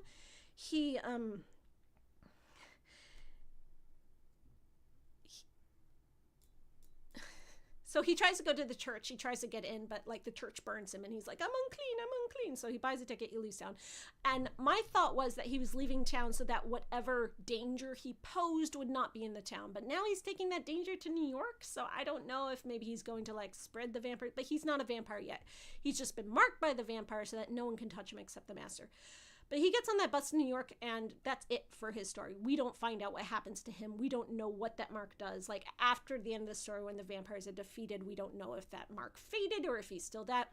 Someone in the chat just said that we hear more about his story in a different Stephen King writing. So, yeah. I was a little disappointed that we didn't find out any conclusion to what that mark of Cain did to him or for him. But he has basically left the priesthood at this point. So, Mark and Ben are the only ones left. They go to the basement where Barlow is. They go down, they avoid the knife trap, they cover up Dr. Cody, and they are trying to find where the vampires are hiding. There's no sign of them in the basement. They eventually figure out that they push this heavy dresser up against a hidden root cellar door. They knock down the dresser. They get in the root cellar. Ben takes a fire axe and he breaks down the door. Meanwhile, they had previously gone to the church and gotten holy water and splashed their faces and their hands with holy water and got some vials of holy water, and he pours it on the axe, and so that he's got the glowing blue and he's got the power, and he feels the super strength of the white power. Bashes through the door, gets in, and inside the root cellar he sees a line of bodies on the floor, the sleeping vampires, and then a big coffin. Calls it a crate, but Barlow's in the coffin. Thank you, Victoria Start, for the $6.99 Canadian dollars. Which scene scared you the most? For me, it was the funeral, Crockett threatening the man who saw Ralphie's jacket in the house and the dead baby. The man who saw Ralphie's jacket in the house was pretty scary. That was a very scary scene. I didn't tell you guys about that. So at one point, Straker had told the real estate agent who sold him the house for $1 that he would be calling on him for services at one point. So at one point he's like, I need a service. Please provide a service. And he needed the real estate guy to have some furniture picked up and delivered and some locks put on some doors.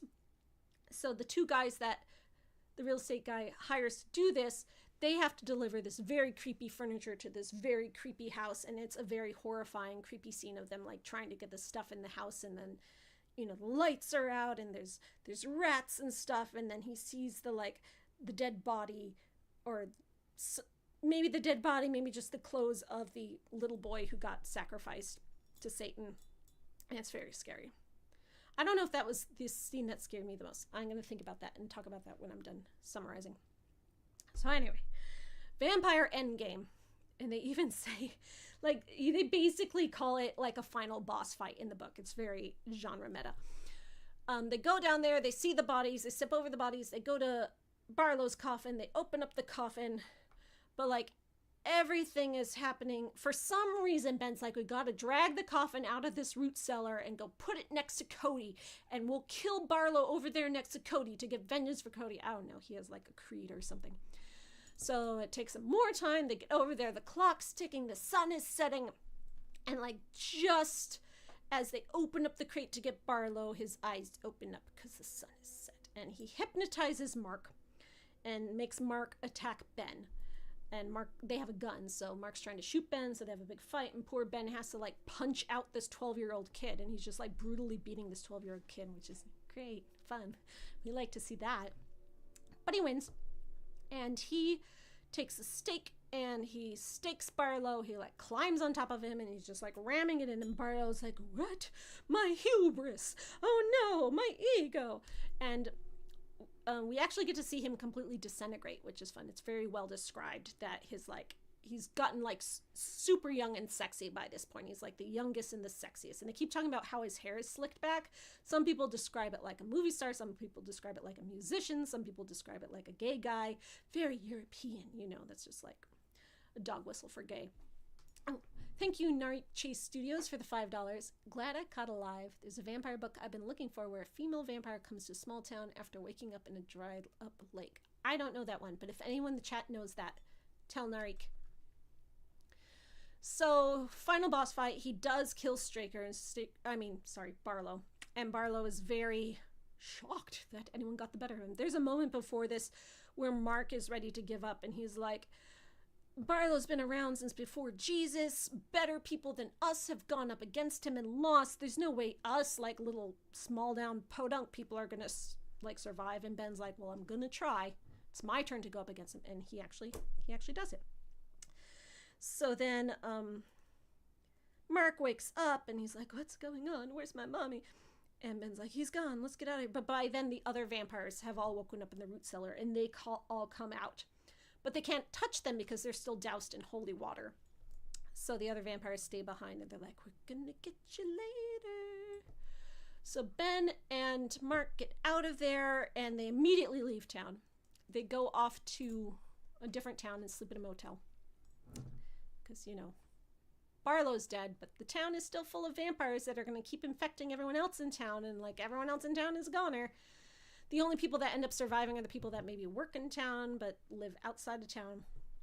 So The next day, when it's daylight, Ben comes back. He goes and he gets Cody's body, and he gets Mark's parents' bodies, and he buries them properly because they are not unclean. They are clean deaths. And he buries them properly. And it takes him all day. And then he leaves town again. Oh yeah, before that, they went to the police guy. Like, after they realized they lost Matt and they were the only ones left. And the police guy, constable is like, yep, I'm just gonna like leave town. I've put my badge and my gun on the table and I'm leaving town. And they're like, you coward, we're gonna fight the vampires. And he's like, yeah, I'm not gonna fight the vampires, I'm gonna go live with my sister. And he just leaves town.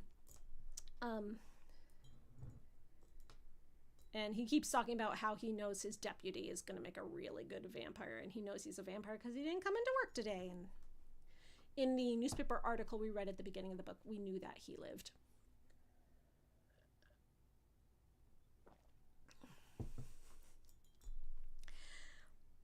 So Ben leaves town again.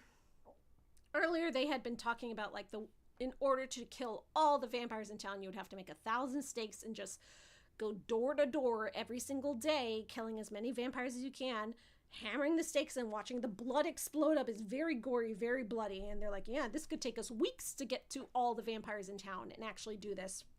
And they're like, well, someone's got to do it. But Ben isn't going to do it. He and Mark leave town, hit the road, they're gone. We're back to the prologue. They're in Mexico. But Ben has decided to come back. So now we get to like the epilogue where they come back and the town is now a ghost town, but the vampires are still there. They've been there this whole time. And there's been news reports of how now that there's no more people for them to eat in town, they've been branching out to neighboring towns and killing their sheeps, and like people think there's a pack of wild dogs, or like brutalizing animals, and people on the road, like tourists driving past the town, they're getting in mysterious car accidents and dying because the vampires are like, you know, making their cars crash so that they can eat them. So throughout this whole book, we kept hearing this history of how the town caught fire in 1951, and it was this horrible fire in the town. And the story always was that someone just flicked a cigarette and it accidentally caught fire. But we find out from like the mysterious narrator that the fire was actually set deliberately by someone who felt driven to set it for some reason, because the town is evil. So the town was compelling him to set the fire. So they get back there and Ben's like, sure would be a shame if this town caught fire again. Yeah. A lot of the vampires would die and lose their places to sleep, and then they'd sleep in much easier places for us to find and stake them. And he starts smoking, and he's, you know, meanwhile, he's not a smoker. He's just like, hey, smoking actually tastes kind of good. And he's like, flick, and they walk away. The town catches on fire, and that's the end of the book. So we're left to understand that once the town burns down, all the vampires lose their sleeping places. They're going to be kind of like lost and scared, and they will be very easy for Ben and Mark to slaughter, and they hope to get it done by Christmas. You know, it's October. They come back exactly a year after. This whole thing takes place in September, early October. The end. We never find out what happens to Father Callahan. He's out there somewhere. But Ben and Mark are great. Also, Mark has joined the priesthood, because apparently he believes in that now. Mark is now a 13-year-old priest in training. Ben burned his book that he was working on, that he was inspired by the evil of the town to work on as a writer. That part, maybe that was the scariest part of the book to me. He burned his entire manuscript. This is 1975, so he's writing his book on a typewriter. The papers, the stack of papers he has is the only copy of his book. And he's a very diligent writer. He's like, from this time to this time I write, I stop, I eat lunch. From this time to this time I write, I stop to eat dinner. From this time to this time I write, I sleep. And like when he goes over to dinner at Susan's house to meet her parents, he like leaves after only an hour because like, I got to get back to my typewriter and keep writing. I'm a writer. I have a schedule. So he must have had a lot written by then, and he burns his entire book. But while he was in Mexico, he did start writing a new book, which I assume is probably about Salem's Lot. Now he's going to get his bestseller after all. So, Yeah, he's, apparently whatever he was writing to try to exorcise his childhood demons is now meaningless because now he's literally exorcised real demons. And they like drive by the Marston house and they see that there's like a path worn in the grass where all the vampires are going to there to sleep at night and then leaving again. And, that house, once they had cleansed it of the vampires there, it like lost its evil essence. So it just wasn't evil anymore. So, there is hope for the future that they will cleanse Jerusalem's lot of vampires. And there's a part of the story where they talk about another town where the same thing happened in the 20s. And, clearly a pattern here. Barlow went to that town in the 20s. Now he's doing this in Jerusalem's lot in the 70s. I don't know what he did for the past 50 years. If he does this to towns on the regular and has never been defeated before, why isn't the world overrun by vampires? He's drawn to these towns that have an innate sense of evil. So maybe there's not that many evil towns. I don't know what he does in between. It was easier to get away with this in the 70s because we didn't have security cameras in the internet yet. Thank you, JRL Studios, for another $4.99. Final drink count 29 to those who played along. I am not responsible for your subsequent hangover or ER visit. I would like to hear what are all the things on the Stephen King drinking game besides main protagonist being a writer, small town. I mean, I know about those things, but what are the other 29 things? Thank you, Dave Anderson, for the $5. Oh, it's also your first super on a live stream. Congratulations. YouTube says I should celebrate you. I've watched your videos for years and love them. Glad to finally catch a live book discussion I've read. Yes, me too. I'm glad you're here. Thank you for joining us. Thank you, Joker, for another 5,000 Chilean pesos. Callahan gets a gay lover in New York City. A vampire infects his lover with HIV. He starts hunting vampires to avenge him, and he discovers a corporation run by worse vampires than Barlow. Oh my god, what book is that in? What book is that? Because I understood that Stephen King only wrote one vampire book. Dr. Sleep is considered a vampire book. That's one of his newer books, but it's more like energy vampires. It's not like Dracula vampires like this is, so... Tell me what it's in the Dark Tower. Okay. I know Dark Tower is a whole thing. So Dark Tower has vampires in it. That is good to know. I don't know why people didn't tell me that before. 19 is a thing? Like the number 19? English teachers. Yeah, English teachers make sense.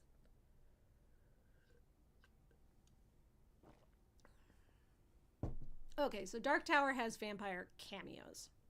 It still counts. Vampire cameos count.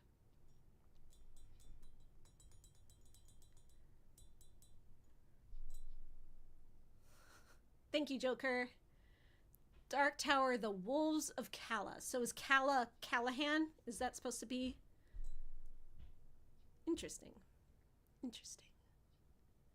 Evil Towns. That's on the Stephen King bingo sheet. Yeah, for my very first Stephen King, I liked it. I gave it 5 stars on Goodreads because I either give 5 stars or no stars. I don't like giving low ratings on Goodreads. It's not nice. If you don't have something nice to say, don't say anything. Not the best book I've ever read. Not the best vampire book, but it was so engaging and enjoyable to read, and I cared so much about all the characters, and I wanted to know more. It's a book I would want to read again just because, like, now that I know who these people are, I can go back through it and be like, oh, right, that guy. Oh, I see how that's foreshadowing to this. Like, it has a lot of connection to it, and I really appreciate that. And it makes me admire Stephen King. I'm just like, I see why people like him so much. I see why he's considered a brilliant writer. This is brilliant. I couldn't write like this. I couldn't think of all those single tiny little details about each of these random 45 different characters' backstories and like what they ate for breakfast and stuff. The imagination on this man. I'm so impressed. Joker, thank you for the 2,500 Chilean pesos. Also, Callahan discovers a book called Salem's Lot. Oh no, there's this book. He discovers he is fictional, and when the plot points is the character's... What? That's so convoluted and meta. I love it. Fun. There's usually a vicious dog in King's Book. Well, the dog in this was adorable and precious. And we find out the reason why they killed the dog was because there's this legend that if you want to chase away evil, you find an all-black dog and you cover its eyes with white paint. And then the white eyes like see goodness or something, and it will drive the evil away. So this dog naturally had white markings on his eyes. So when Straker saw it, he had to kill it because Barlow wouldn't have been able to come to town if this dog was alive. Yeah, it's sad. The dog dies. I'm not a dog person, but I know a lot of people who are, and I know like a dog dying in a book is like a big deal. So this book didn't scare me. And I don't know if that's just because I'm old now. Like, when I read Let the Right One In, there was a part that scared me. It's towards the ending. It's when Tommy's locked in the room with the vampire.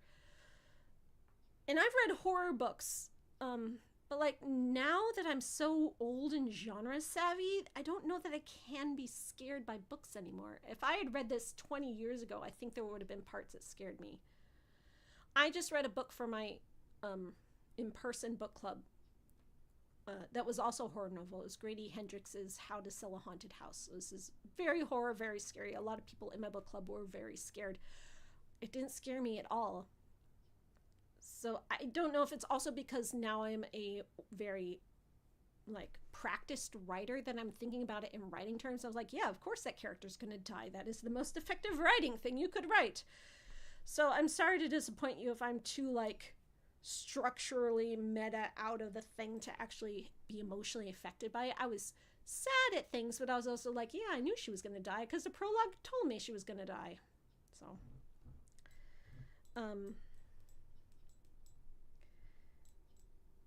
I did think the part where the delivery guys were going down the basement and saw the little boy's, hints that the little boy's dead body was there was effective. I wasn't scared, but I was just like, the thing was, I wasn't scared for the characters because I already knew that Ben and Mark lived from the prologue. And I already knew that they were the only ones who lived because they're the only ones who's in the prologue. So I already knew that anyone else who was with them didn't survive. Otherwise, they would have been there with them in the prologue. So I think if that prologue hadn't had been there, I would have been a lot more emotionally impacted and surprised and shocked and saddened and scared by what did happen to the characters that I'd grown to care about. I was so sad when Susan died, but I was like, yeah, you already knew that. She wasn't there in the prologue, so. Cheers. My beer is done. My 2 beers are done. I don't have any more beer, but I do have water. Thank you, Joker, for... I don't know how much a Chilean peso is worth. I have no idea what the conversion rate of this is. Read Little Sisters of Allura. It is a short story set in the Dark Sour books. It's about vampire nuns. Oh, yes, please. Thank you. Illyria. That reminds me of Elvira's second movie. What's it called? You know the one. Haunted Hills? Yeah. The dead wife who Elvira is the reincarnated doppelganger for, it was named Allura. And the way they got that name was, it was the name of the manufacturer of the wig that Elvira wears in real life.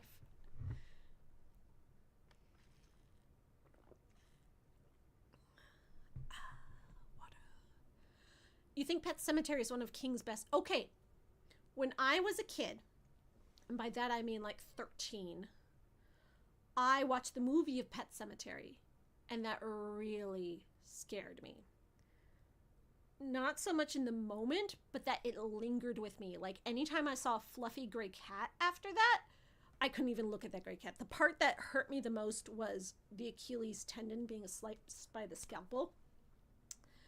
And I couldn't look at scalpels after that. I had a paranoid fear of Achilles tendons being hurt after that. At one point, more recently, maybe 7 years ago, my brother's Achilles tendon got sliced in a accident, and it affected me very, like, viscerally and horrifiedly, just because it brought me back to Stephen King's Pet Sematary, the movie. I don't know if the book would have scared me as much. Your brother was terrified as a kid of under the bed, ready to slice his tendon. Yes! A kid under the bed, ready to slice your Achilles tendon. It's horrifying. Oh, God. Yes. And I don't know if I had watched the movie of Salem's Lot, if it would have scared me more. Maybe earlier in my life, before I was so, like, vampire analyzing. Okay. Speaking of vampire analyzing, what do the vampires represent in this book? So, the vampires here aren't people, except for Barlow's kind of a person. But, like, most of the vampires, like we said, it's a plague. It's very much like the Strand. They're more like zombies than vampires, which is kind of how they were in Dracula. Like, his thralls, like Lucy and his brides, weren't like him with a, you know, personality and a history and a goal and a mission. They were just hungry. But the essence of the evil and the corruption of humanity, the reason the police constable just wants to give up and leave town is because he says this town was already dead. This town wasn't worth saving. And there's a lot of talk back to the wars. There's the Korean War and the Vietnam War, which gets mentioned a lot, and the horrors of war and the things that mankind can do and the fallout of war. Like, we talk about the little girls in Vietnam who became sex workers, and just like how dead their eyes were because they were forced into this existence, just like the evils of society that we've created with these wars. And the vampire is kind of the essence of evil of humanity that perpetuates it and doesn't stop it. There's talk about a lot of the characters were veterans. Like, the guy who was abusing his wife was a veteran, and we saw that he had been in the horrors of war and how he, like, just mentally blocked it out. And the fact that man could do this to other man, like, Vietnam was one of the most tragically, like, traumatizing wars for American people of its time. Every other war before that had felt very heroic and very triumphant, but that was a war that really emotionally scarred the country. And there's a lot of that feeding into the vampire metaphor here. And the fact that this town just had an essence of evil. No reason why. It wasn't like built on an Indian burial ground or anything. It was just, for some reason, this town happened to be evil because it had this house and it had this, like, former mafioso in it. We find out that Barlow had a history with the mafia guy, that they had been, like, correspondents. They wrote each other letters. They never met in person, but there's a history there, and that's how he knew about it. Stephen King was very anti-Vietnam, which in Maine in the 60s and 70s was a big deal, and he got a lot of pushback. Well, I'm glad he puts his politics into his books.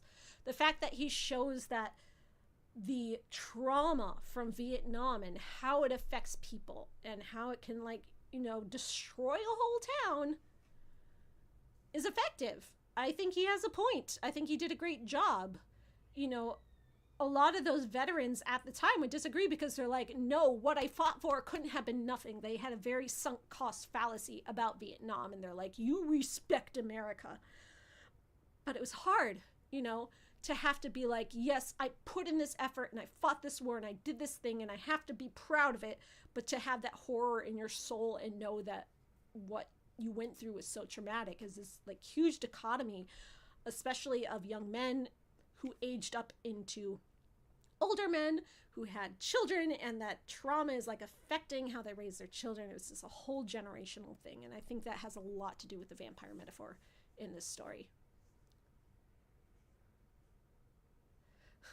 The town tried to summon an eldritch horror. Is that part of the town's backstory? I mean, figures. It is in New England.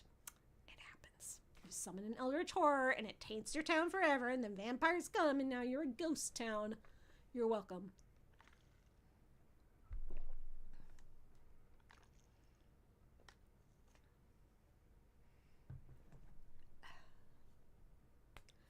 The income equality and the abuse of the poor is part of it. The teen couple is so trapped that I feel relieved when they became vampires. Yeah, a lot of the people who were suffering, who became vampires, I was just like, now they don't care anymore. Good for them. And, you know, the characters in universe were saying that too.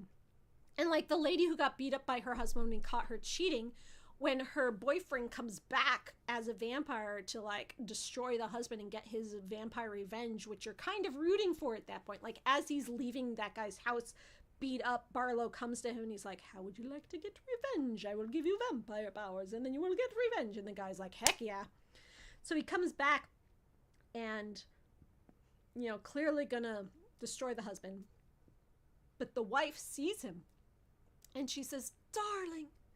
She's afraid at first because he looks very creepy and like a vampire, but then she says, darling, and you can tell that she feels rescued. She feels vindicated. She feels freed because she can see that her vampire now boyfriend is going to help, you know, and she doesn't know it's because she's becoming undead or she's embracing it. You know, it could be the hypnosis thing, but I feel good for her. Good for her, you know. Ben's going to come back a year later and drive a stake through her heart, but at least her husband got its comeuppance. And there's this horrible bus driver character who we learn about all the ways he abused children and abused the students and wrongfully accused them. So there's a lot of kids that will like play pranks and stuff and do horrible things, but he would accuse the wrong kid and punish them by not picking them up on the bus and making them walk 4 miles home and just traumatizing them. So at the end, all these kids come back and they destroy his bus and they get him to come out and then they just like mob him. And we don't actually even see that happening. It's just hinted that it's about to happen, but you can picture it. And I wonder if the cinematic adaptations actually show it. I feel like there was a lot that was hinted as about to happen for you to imagine that cinematic adaptations should definitely have actually shown. Or at least like shown about and then cut to black.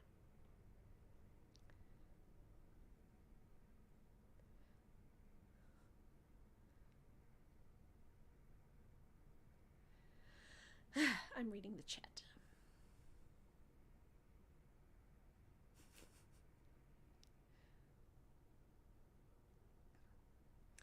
Stephen King got criticized for calling his hometown the asshole of Maine. After pushback, he apologized and said that wasn't fair and he exaggerated. It was merely an attempt. Armpit of Maine.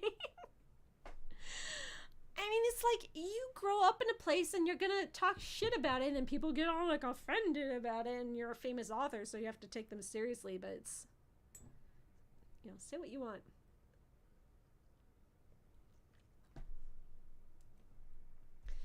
Would I be willing to check more King books in the future? Oh, thank you. I can ping you anytime. Yes! Now that I've read this and like his style, like his writing, I would be interested in reading more of him. I'm not sure which of his books would appeal to me the most. I know he's horror, but I mostly like the more like gothic ambient horror. Like this had like the haunted creepy house and that kind of thing, whereas some of his other things seem more like too contemporary for me or too other genres of horror for me. So would I recommend this book outside of book club? Yes. If someone asked me if they should read Stephen King, I would say read this one because it's the only one I've read, but I liked it. The Shining. Oh yeah, I should read The Shining. When I went to Colorado to visit some friends 15 years ago, I stayed at the hotel that he based The Shining on. Not where they filmed The Shining, but the hotel he actually based it on, where I think he visited and wrote it. And while I was there, I did have a ghostly experience. It was really cool. Not for my friend, but I thought it was cool. So while I was there, they did a ghost tour of all the like basements and catacombs and everything and talked about, you know, the history of the ghosts there. And then we had dinner in the restaurant. And then my 4 friends and I were all splitting a big room. And in the middle of the night, one of my friends wakes us up. She's standing up in the middle of the room. And she's saying, Sarah, there's a man at the window. Sarah, there's a man. Sarah was one of our other friends. There's a man at the window. And she was sleepwalking. She was sleep talking. And I woke up first because I'm a very light sleeper. And I'm just like, what are you? And I looked at the window. There was no man there. And I went to her and I didn't realize she was sleepwalking and sleep talking at first. And I like try to wake her up, and then meanwhile the other friends are waking up. And she's just like, there's a man at the window. And then, you know, I kind of jiggle her a little, and she wakes up and she's like, what's going on? What are you doing? What's going on? It's very creepy. And I tell her what happened, and she's just like so scared. And, you know, we kind of put ourselves back to bed. But that was my experience staying in the hotel that The Shining is based on. It was just... Yep. The scary part of The Shining is the fear of failing as a parent. Oh my god, that's so relatable. Chapelwhite had a gothic horror vibe. I haven't even heard of that one.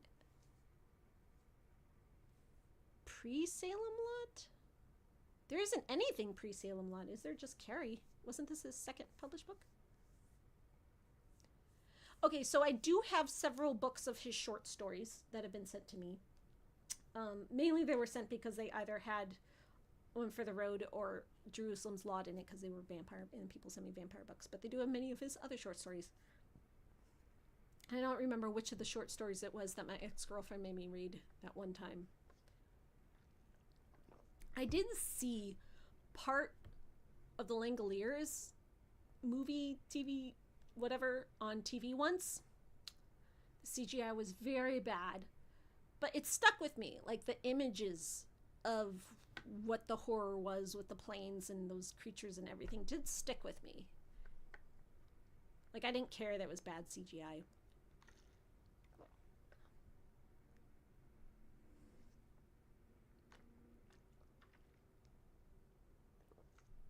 Chapelwhite is like a Victorian Salem. Ooh, interesting. Yes, that definitely sounds up my alley. Oh, they try to summon the Conqueror Worm? Heck yeah. Well, good night, Alexis. Thank you for joining us. So happy you were here. All right, here is your chance to ask me any other questions. If you asked me something earlier in the chat and I didn't respond, please ask it again. Here is your chance. Meanwhile, I'm going to turn down the air conditioning because I am getting cold. It's blowing right on me. Why is the air conditioning on? It's November. Okay. Fixed. I will now be comfortable and temperature-wise. You're going to eventually send me one. Just need to know which genres I prefer over others. Well, Gothic, definitely. Atmospheric, moody.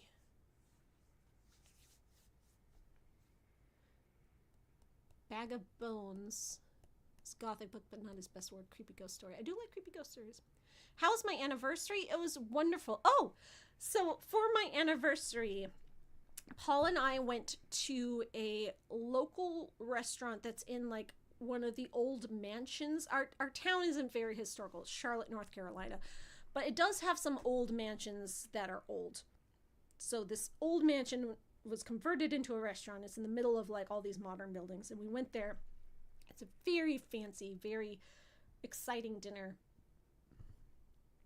The mansion was set up in very like Victorian style. Excuse me. And while we were there, eating this very fancy chef's tasting menu dinner, we kept seeing ghost tours walk by, and these groups of people would stop outside the windows of the dining room we were in, and you know the tour guide would be pointing up at the house we're in and talking about it, and then they move on. So eventually we asked the server, and we're like, what? Those are clearly ghost tours. What's going on? Is this house haunted? And she's like, oh yeah, hold on, let me get my mom. I'm gonna get my mom and she's gonna tell you about all the ghosts here. So she brought her mom over, and her mom's telling us about like the people who died in the house and the hauntings and the legends. And I was like, yes, my anniversary is in a haunted house. This is great. For those who don't know, my wedding date was October 13th, 2013. So we got 13s and October in there. Very spooky. My lucky number. So we're there on October 13th, 2023. Now our 10th anniversary exactly, in a haunted house having a very glamorous gourmet dinner. Did I do a video about my Elvira trip? Not specifically, but I have talked about it multiple times in multiple videos. In my book club video that my book collection video, the Vampire Library videos that I put out. Not the most recent one, from Halloween edition, but the one before that.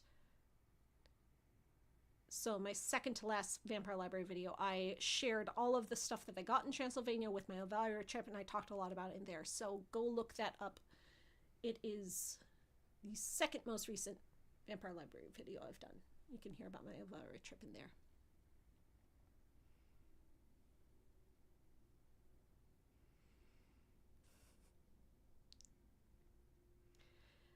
You've noticed they've released an uncut version of the Interview with the Vampire TV show. Have you checked it out? It is exactly the same as what was shown on AMC Plus. So on TV, they cut it for commercials and stuff. But on AMC Plus, they showed a full version. And so that uncut version, the one that you had already seen on AMC Plus, is now released. And they did add nothing to it whatsoever. I have not heard of Blindsight. Do I think I'll do a traditional Salem Slot video book or miniseries for the channel? Yes, I would like to. I now intend to watch both cinematic versions of Salem's Lot and compare them and think about them and compare them to the book and hopefully come up with something interesting to talk about, make a video about that. I would love to do that. That's sort of the thing that I've been wanting to do but couldn't do because I'd never read the book. Now I can. And I have the cinematic versions because people have sent them to me. At least I have the first one. I'm not sure if I have the second one. I have to look at my collection over there. It's hard to recommend King without having to remember the trigger warnings like insensitive word use and hatred for fat people. Yes, correct, but don't worry about that with me. I am very conscious of things like that. Like, it's not going to upset me. I know what I'm getting into.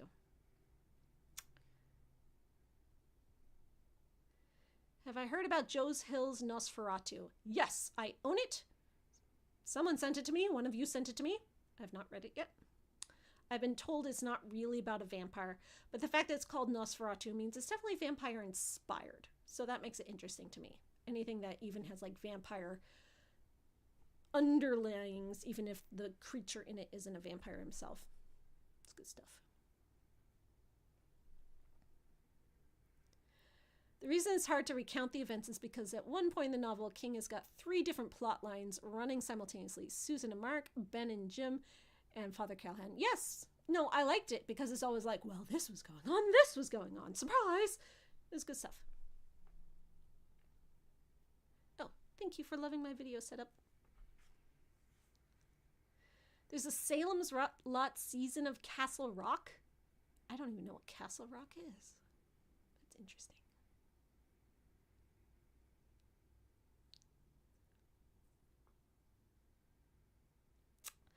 So Nosferatu doesn't drink blood, he consumes innocence. I mean, that's vampiric. It is very vampiric.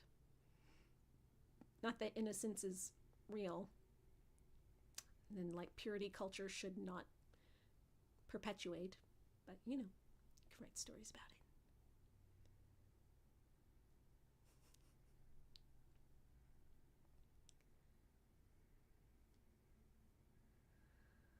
So,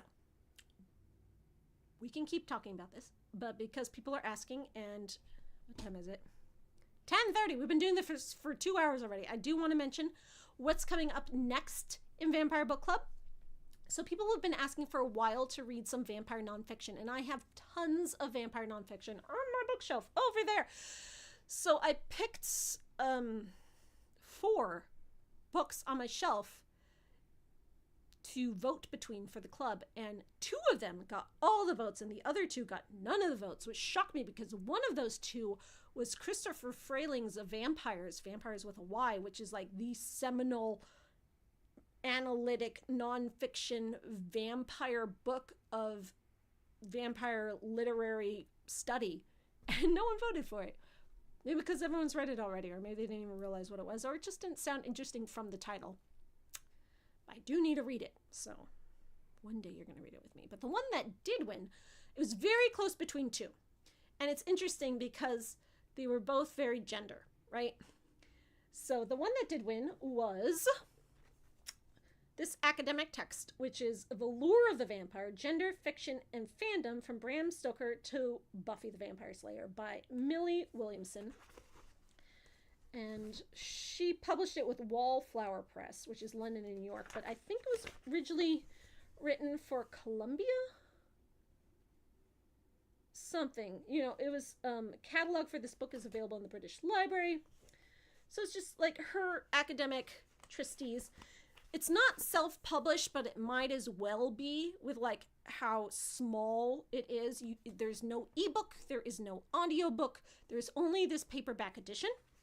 It came out in 2005, so before the vampire boom, but then it was reprinted in this edition in 2011, in the height of the vampire boom. So, you know, she'd written this pre-Twilight, and then after Twilight inspired everything, they reprinted it in this edition in 2011, and this is still available.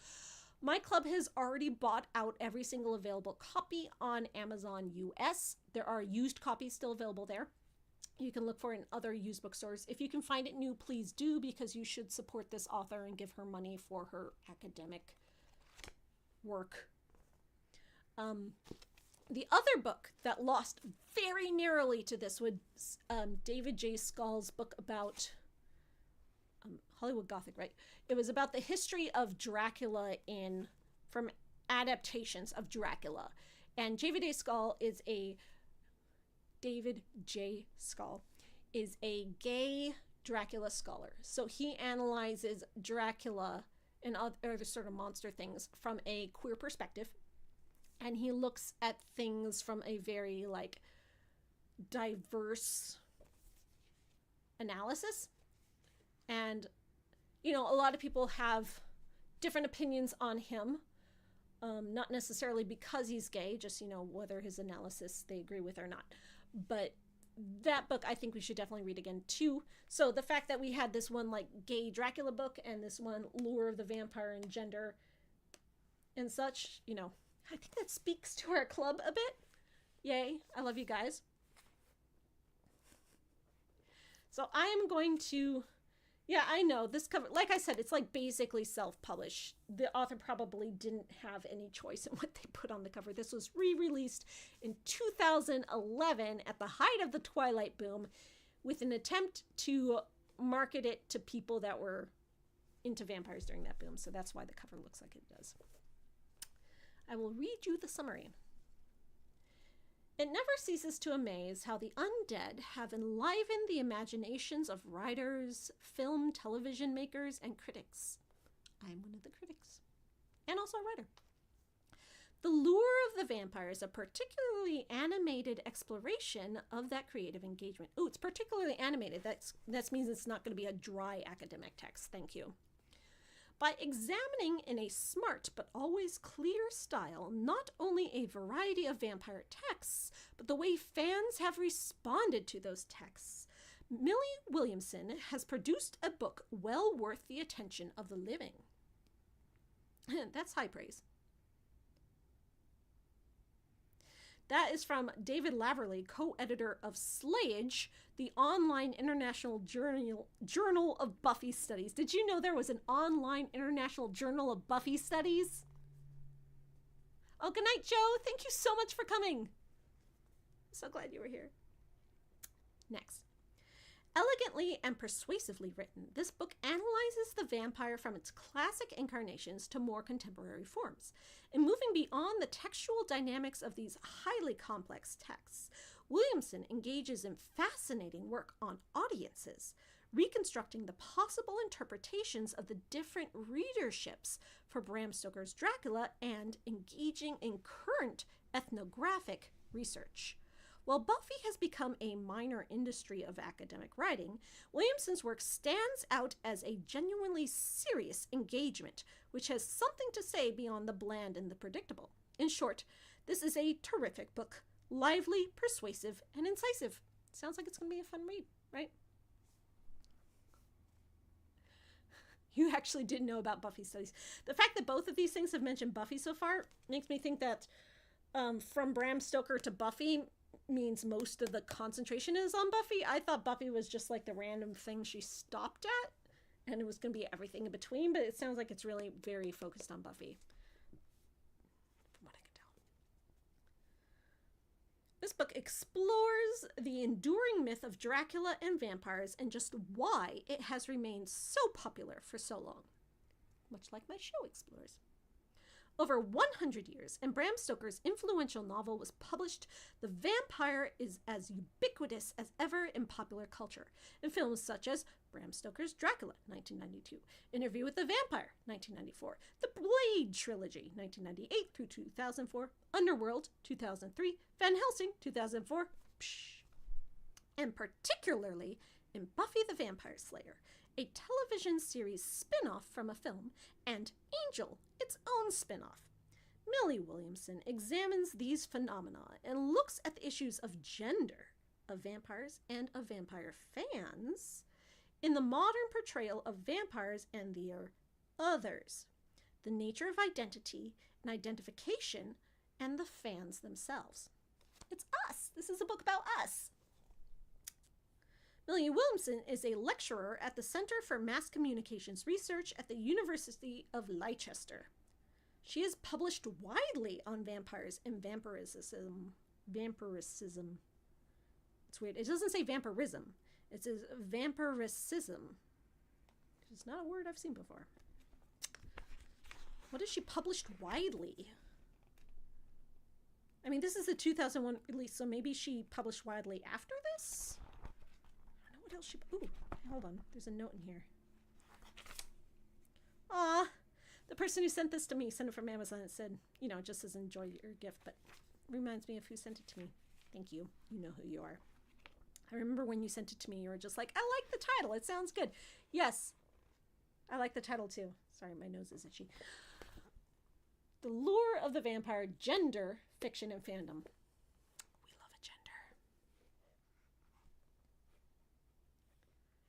I don't know. Is vampiricism a thing? It's VAMPIRICISM. Look it up. I mean, her writings may be in academic circles, but if she's published widely, there should be a way to find it and a way to get it. Just, you know, the fact that this keeps saying, like, it's not a boring academic text, it's actually fun to read. It has me, like, excited, you know? I was hoping one of the others would read, or would win, sorry, because I thought they would be more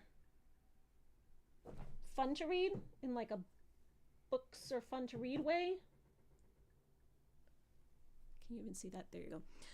But I'm glad to hear that this one will be fun to read. I've read some very dry academic texts that were interesting. You're jealous of my makeup? Where did you find that gorgeous shade of red on my lips? This is Anastasia Beverly Hills liquid lip color burgundy chrome.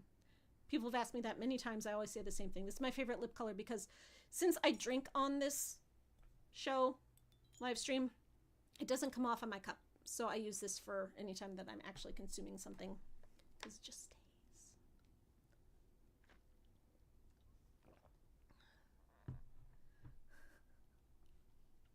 But my eyeshadow I wanted to tell you about, because the eyeshadow I'm wearing today is from the Interview with the Vampire Hot Topic palette. No, they don't pay me. I'm not actually advertising for them, but I like to share if you're curious. So it's in the shape of cassette because the Interview with the Vampire is recorded on cassette. It is a cassette interview. Oh, you can see my screen. Oh, look. There I am. There you are in the chat. The color I am wearing today is Lestat, because of course I am, on my lid. And then I'm wearing Coven, the purple on my crease, because I'm wearing a purple shirt. And I thought that would be interesting, because it matches. And speaking of my purple shirt, look at this shirt. It says Dracula, a comedy of terrors. This is the shirt that's sold from the off-Broadway show, Dracula Comedy of Terrors, which I just saw exactly a week ago. No, a week and a day ago. If you are in New York City and you can see this show, do. It is hilarious. It is a parody of all the Draculas that ever Draculaed. it has a lot of the Frank Langella Dracula in it, as well as, Bram Stoker's Dracula and so on. The acting is phenomenal. The comedy is phenomenal. Like the slapstick, the performances, the send-ups. They do the thing where they switch Lucy and Mina's names. So Lucy's Mina and Mina's Lucy.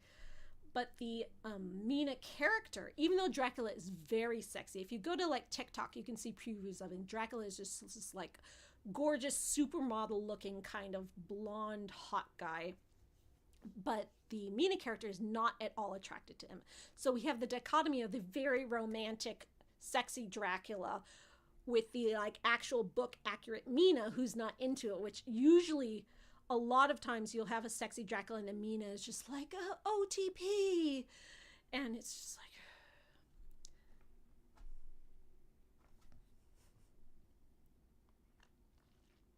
such a good show. I hope it lasts forever. There have been other tiny little off-Broadway shows in that space that have lasted for years, so it might.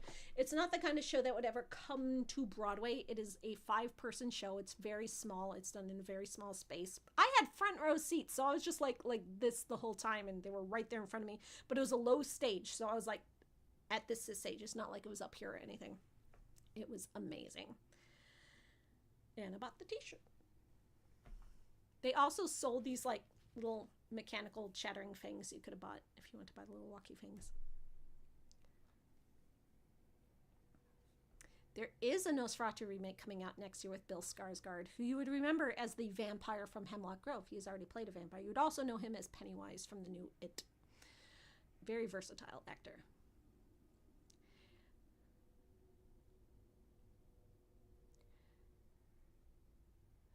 There is a Claudia color in the eyeshadow. Yes, there is a Claudia color. It is this kind of shimmery reddish color. So the Louis color is dark brown and shimmery, and the Lestat color is dark brown and not shimmery, which I'm just like, what? The Lestat color is more red. It's sort of like a dried blood color, whereas Louis is just like dark brown shimmery. So I don't think the person who designed this palette and named the colors understood the characters very well, but I do like the colors in general.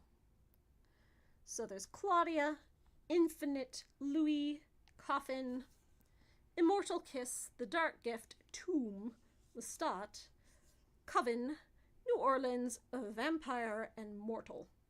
Vampire being black, Mortal being the one highlighter color in the palette, which you're not supposed to use on your eyes, but everyone does anyway. It's supposed to be like a cheek highlighter. Pretty much all of the Hot Topic eyeshadow palettes have the random highlighter added, so they're always like 11 shadows and 1 highlighter. Yeah, you would think Lestat would be the shimmery color. I agree. So that's why I think the person who designed this palette didn't really know the characters. But it's still pretty colors. I did not see The Last Voyage of the Demeter. It came and left before I could see it, so now I'm waiting for it to become streaming available before I can see it. Yeah, I heard it flopped horribly, and it just came and went so fast. But anyone who actually saw it said they liked it. So, the problem with it, as far as like getting attention, was it didn't say anything about Dracula. And if you don't know Dracula to know that the Demeter is the ship from Dracula, you're just going to see this title and be like, that means nothing to me. What is this, like a Greek myth thing? And the trailer shows this kind of monster on a ship, but you don't know it's Dracula because the monster looks nothing like Dracula and is nothing like Dracula. It's fine. You know, they wanted to make a more Nosferatu thing. But no one went to see it because they didn't know what it was.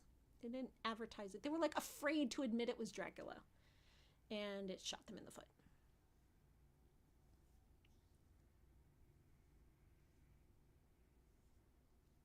Sad it flopped just because it means studios might be hesitant to make more vampire movies, right?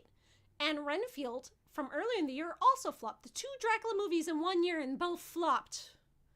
But we do have a vampire resurgence because in publishing, there are so many vampire books that have been coming out the past like 3 years so far. I've been getting so many vampire books from you that are brand new releases. So, you know, it goes in waves. Like first the books will come out and then the movies will come. So even though these two movies flopped because Dracula, like, it's Dracula. We're all tired of Dracula. Once they start coming out with like new, fresh ideas, such as Twilight was, we'll get another vampire boom, right?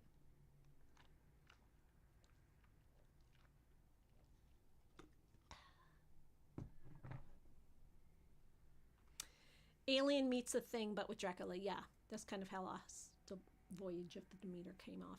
I agree. At least from the previews. I haven't seen it. I want to. But Renfield was amazing. Highly recommend.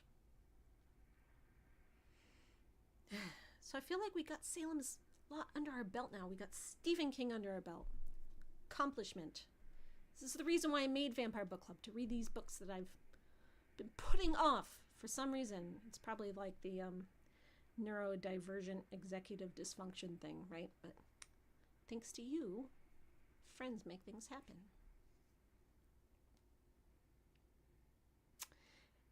Totally whiffed, sadly. Blew its Dracula load about 40 minutes in. Ugh. Have I ever read Carpe Jugulum from Terry Pratchett? Yes, I have, and I did a whole entire video on it, which you can find on my channel. And I'm rather proud of that video. Oh, good night, Wild Marrow Jam. Yeah, go watch my Carpe Jugulum video. It's good, if I do say so myself.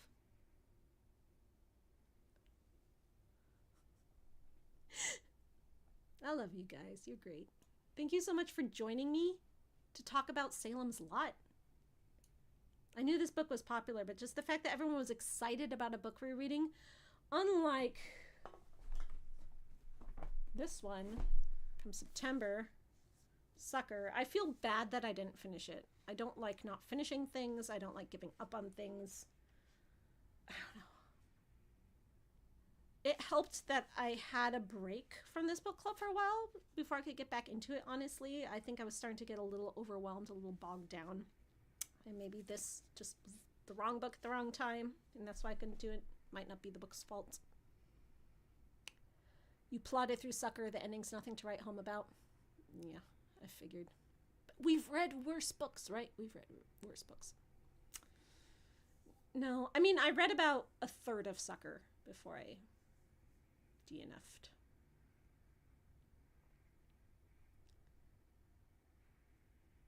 Good night, Madeline.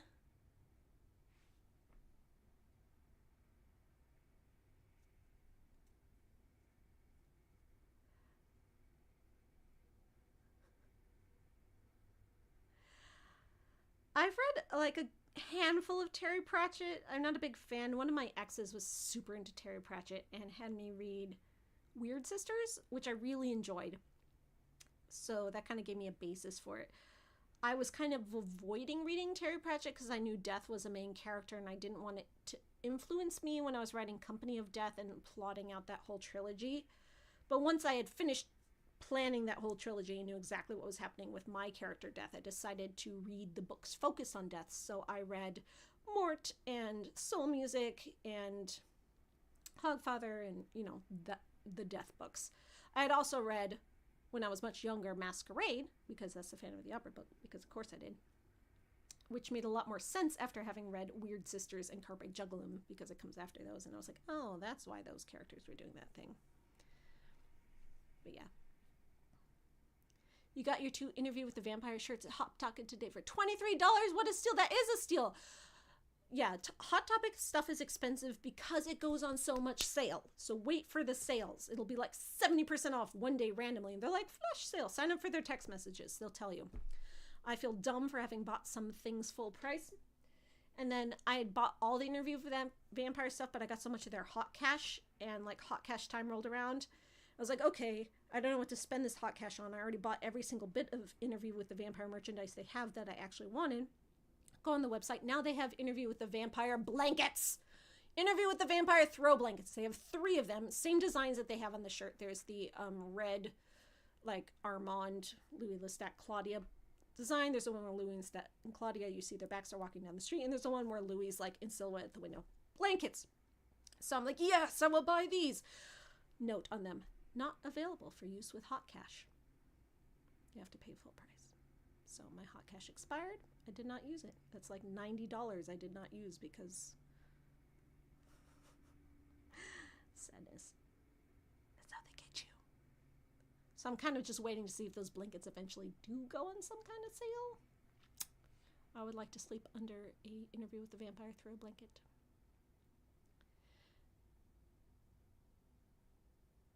I have not talked about George R.R. Martin's Fever Dream yet. I did post it for a book club vote once. It did not win. Your IRL book club read Vampires at El Norte. I have heard a lot about this book. Everyone's very excited about this book. I do not own it yet. It's like on my vampire wish list. So maybe I'll get it soon. Definitely interested in it for sure. Tiny Gods. I did read about half of Tiny Gods. My group of friends were like, we're going to read a Terry Pratchett book together because one of our friends has never read him, and they picked Tiny Gods to read. And no, it's Small Gods. Small Gods, yeah. Maybe Tiny is a translation from a different language, but Small Gods, yeah. So I read about half of it, and then I kind of just got like bored and didn't keep up with it. There was not a single female character in that book. Like, where's all the women? So many of his other books have like plenty of women. This book had 0 women, and just I was not invested in the dudes that were in it.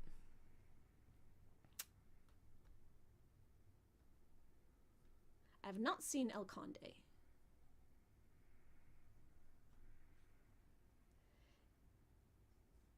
Do I have any new Phantom of the Opera interview merch? I have. Yes, I do. But it's over there, and I want to get up and like make my camera follow me. But I did bring one with me. You see this heart. It says Queen of the Damned on it. It's squishy. It's my Queen of the Damned stretch ball. So in the Queen of the Damned movie, Akasha like rips someone's heart out of their chest and then like eats it. So now I have a Queen of the Damned squish ball stress heart. And the company that made this also made some t-shirts and hoodies. So I got a couple of those, which are over there, which I'll show you next time I do one of my Vampire Library videos. You get to see.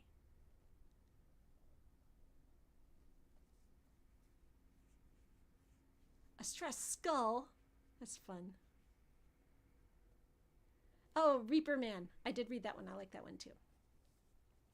Death Takes a Vacation. Yeah, when I told my partner at the time when I was coming up with the ideas for Company of Death, it's like, oh, Death can't do his job anymore. He's like, oh, just like Reaper Man by Terry Pratchett. I'm just like, damn it. Someone else already wrote this book. But the reason I wanted to write Death as a character in the Company of Death was because I wanted a serious story about death where he was like a serious person. And Discworld is kind of, it's comedy. Like, yes, it has very serious themes and it's very deep, but it is comedy. And I wanted something that wasn't a comedy because every single thing that I had read with Death as a character was a comedy, like Death, a Life, and so on and so forth.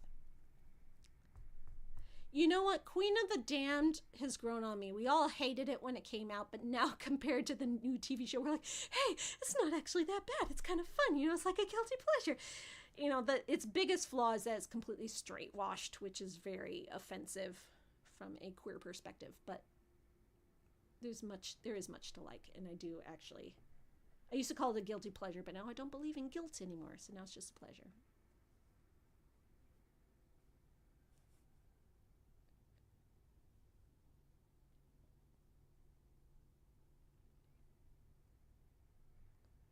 So they did try to make Lestat blonde in Queen of the Damned. They dyed his hair, they did a test on his hair, and they said it just looks so bad, and he looks so bad that they couldn't make him look like attractive enough with it. So they darkened him, and he is a very dark blonde in that movie. Kind of like, you know, when you're blonde and your hair gets wet and it looks much darker, but then it dries and it's blonde again. And so it looked like his hair was just wet the whole time. Yeah, no Louis. That was its biggest crime. There is a lot to love about the new TV show. I very much enjoyed the new TV show. I'm very much looking forward to the next season. When you compare it to what we hope the TV show would be, it's very disappointing. But if you separate yourself from that, it has its merits, right?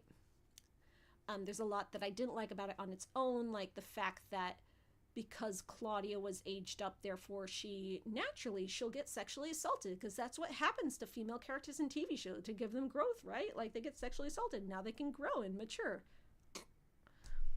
You can tell this show was written by a straight man who is not a Catholic, because he did not get the queer Catholicness of that series. But, you know, that's fine. He can do his own version, but there were things that were just, like, generally offensive. I don't know who Peter Murphy is. He should have been Lestat in the 90s. Okay.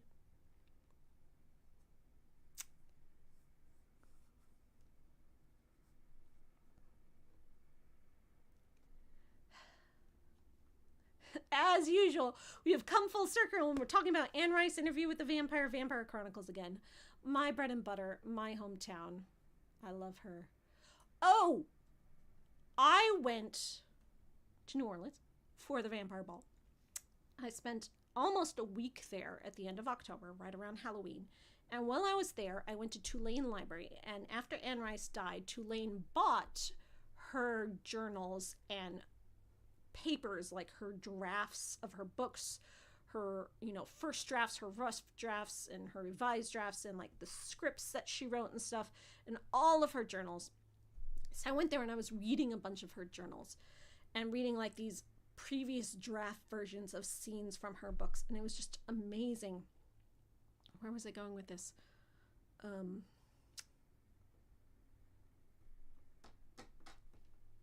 Yeah, I don't know, blew my mind. There was a scene in one of the journals that I read. I was there with several friends. So the Tulane special reading room has 7 tables, and you have to book in advance to go there, and you're only allowed to choose 5 items to read while you're there. And Anne Rice's collection has like 400 boxes.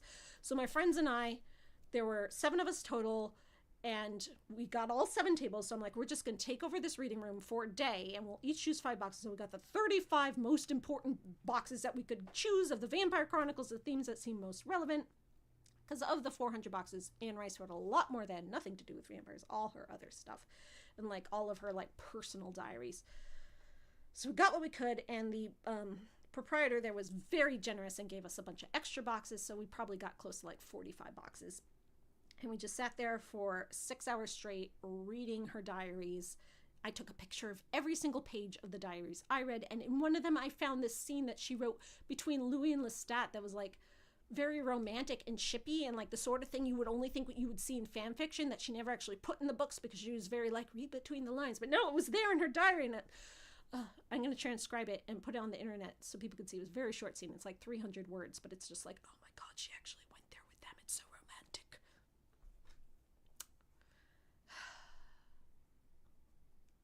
No, we got to choose the boxes ahead of time. The Tulane Library has all the boxes listed on their website by a catalog number. So I went through all of them and organized it and made a spreadsheet with my friends, and we're very well prepared. And we brought the library guy like a gift basket just as a thank you for dealing with us.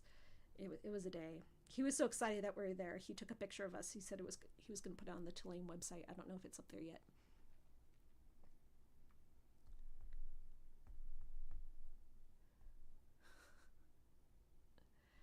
Yeah, it was great.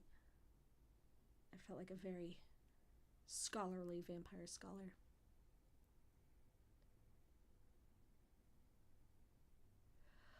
Oh my God, Anne Rice did not say yes to that TV show. Anne Rice had a stroke. She was hospitalized from a stroke. You know, she wasn't like brain dead or anything, but she was not herself. She knew she was dying. She had been trying to sell the rights to the TV show for years and kept almost doing it. And then the people she was selling to wouldn't do her vision, so contracts ended. But after she had the stroke, they realized this is the end of her life. There's no more negotiating. So they got in negotiations with AMC. They sold the rights under the understanding that they would consider what she wanted to do for the show. Her vision for the show was starting with the vampire Lestat's backstory and going through that, and then an interview with the vampire and following the books chronologically. And her son Christopher was going to be head scriptwriter, and he had written the pilot already and everything. So they sold those rights. he goes in with his pilot. They read and they're like, nah, we're going to go a different direction. We don't know what yet. We're just going to sit on these rights and figure out what to do. And then one day the executive in charge was in a meeting with Roland Jones about something else. And as Roland Jones was walking out the door, he's like, you probably won't be interested, but we got the Anne Rice rights. And Roland Jones is like, tell me more. He hadn't read them or anything, but he knew Anne Rice was a big ticket name. He knows it's set in New Orleans, and he's like, okay, I've always wanted to do a series in New Orleans set during the Storyville era. So what if we change the time period? What if we change Louis to black? What if we change all these things? And I can do my Storyville era story and use the Anne Rice vehicle. And as soon as that was announced as the direction they were going in, Anne and Christopher Rice separated themselves. They still get producer credit, but they're in no way whatsoever. They were like, please do not talk to us about the series. Refer all your questions to AMC. We will refuse to say anything about the series. And they're still saying that. This is not what they wanted when they sold the rights. Now they're in contract. Their hands are tied. Just because their names are on it does not mean they approve of it. Christopher Rice, now that she's dead, he's the only one left alive. He refuses to speak of it. He is not here for it at all. Zero endorsement of the show. It is not what she wanted. It is not what he wanted. And the people who think that her name's on it. She's a producer. It's called Anne Rice's. She sold the rights. She must have won it. She must have given her stamp of approval. Absolutely not. Absolutely not. I'm not saying that means the show is wrong or bad. It is what it is. Make your own judgments, but do not think that she gave approval or that her son did. They absolutely did not. And he refuses to speak of it, refuses to acknowledge its existence. Anytime someone asks him about it, he says, please refer all your questions to AMC. So they are unhappy. She was unhappy before she died. She had another stroke. That stroke killed her after filming had already started. And then they made a big old deal of being like, we're going to do this in her memory to honor her by changing all the fundamental themes of her characters and making her characters have completely different points of view on the world. She put herself in her characters. Their points of view were her points of view. So the fact that they changed the characters' internal motivations and philosophies means they were making it not her philosophies anymore. So, I don't think she would have liked it. It was very separated from her, and she was very attached to it. So I think she would have hated it. And I'm happy she didn't ever have to see it. Because she said after Queen of the Damned movie came out, she was like, the existence of this movie gives me pain. Please do not ever mention this movie in my presence. Please do not remind me this movie exists. I do not want to hear about it. Please don't hurt me. About Queen of the Damned, which in comparison to the TV show isn't that bad. It's fine. So imagine, her heart would have been broken. She's just a very persnickety, particular person who wanted things done her way. And having read her diaries and journals, I only believe this all the more about her. So no, she would not have liked it. She did not approve it. She did not. I say all this to say that anyone who says that as justification for why the show is good is wrong. There are other justifications for why the show can be good. There's plenty. I'm not saying the show's not good.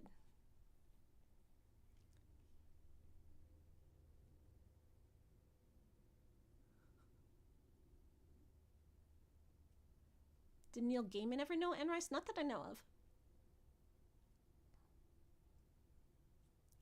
I've never heard anything about them in connected. I think she knew Stephen King, though. I feel like I've seen things where they tweeted at each other or converse with each other and stuff.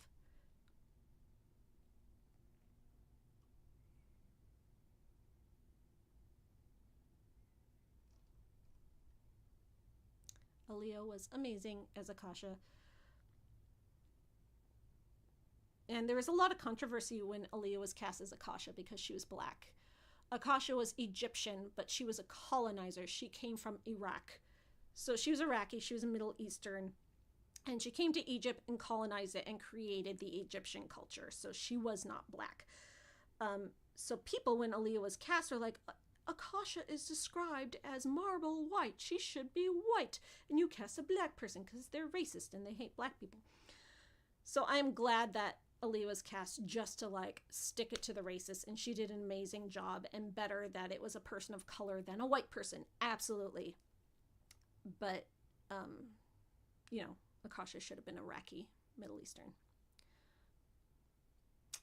if you wanted it to be accurate. And Maharet also should have been Middle Eastern. She was from present day Israel. So whatever Israeli area people would have looked like in 4000 BC. She had red hair and blue eyes because she was a witch, and like in Anne Rice universe, the red hair is like a mutation gene.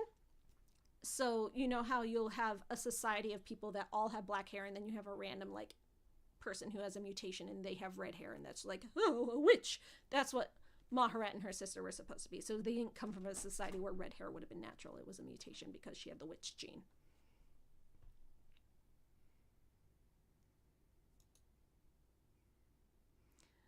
I watched the Mayfair series too. I mean, it wasn't as offensive as Interview with the Vampire series, and I think maybe that had a lot to do with it being made by women, so it was a lot more sensitive to issues that, you know, maybe we shouldn't be gross about.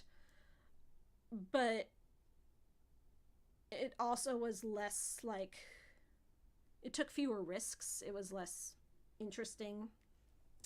It made up a whole brand new character just for the sake of killing her off and doing that plot. Okay. The Witching Hour is a huge book. It is Anne Rice's biggest book. Excuse me. I have the hiccups. And they condensed it into an 8-episode TV series. So you know you're going to cut stuff out of the book. You know you're going to lose stuff. It just happens. It's an adaptation. This is fine. But the fact that they then made up a new character and a whole new plot surrounding her with these witch hunters who are hunting witches, and they catch this random new witch character they made up just to murder her. It's like, why make up all that and put all that into the TV series instead of just using what was already in the book? It's like they're like, this book's boring. We can write a better story than this. We're smarter than Anne Rice. We're better than Anne Rice. Speaking of LGBTQ books, what did I think of Good Omens Season 2? I loved it. It was amazing. It was great. No complaints. You think they didn't want to touch the incest in the Mayfair Witches series? Well, that's funny because they bought the rights to a series about witches whose entire witch magic origin is based on incest. Like, incest is what makes magic and witches in Anne Rice's universe. If you don't like it, don't buy the rights to it. Just to completely change that. Not that I'm saying they should make an incest show, but I'm also saying they're cowards.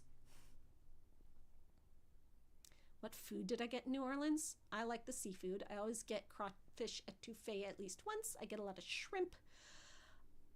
I don't like fried food, so I get things that are like grilled and stuff. So I wanted to get po' boys, but a lot of times they're just fried. But I did find one that was grilled shrimp. It wasn't that great. Should have found a better one. Got oysters. Did a lot of drinking. A lot of drinks. I went to the secret vampire speakeasy in New Orleans. That you have to go to the vampire boutique, the Boutique de Vampire, which is right next door to the Vampire Cafe. And when you're shopping there, you have to ask for an invitation to the Vampire Speakeasy, which is named Potions. And then they'll give you the invitation and they'll give you the password. And then later on that night, after dark, you go to the Vampire Speakeasy, the secret door. You give them the invitation, you pay a $20 cover charge, and then you're let up into the Vampire Speakeasy. And it was fun. They have really good drinks up there. They have this like potion drink, because it's called Potions, where you like a concoction. I think there's like a love potion and other kind of potions that you can get, and I definitely drank one of the potions, and you got to keep the cool bottle it came in.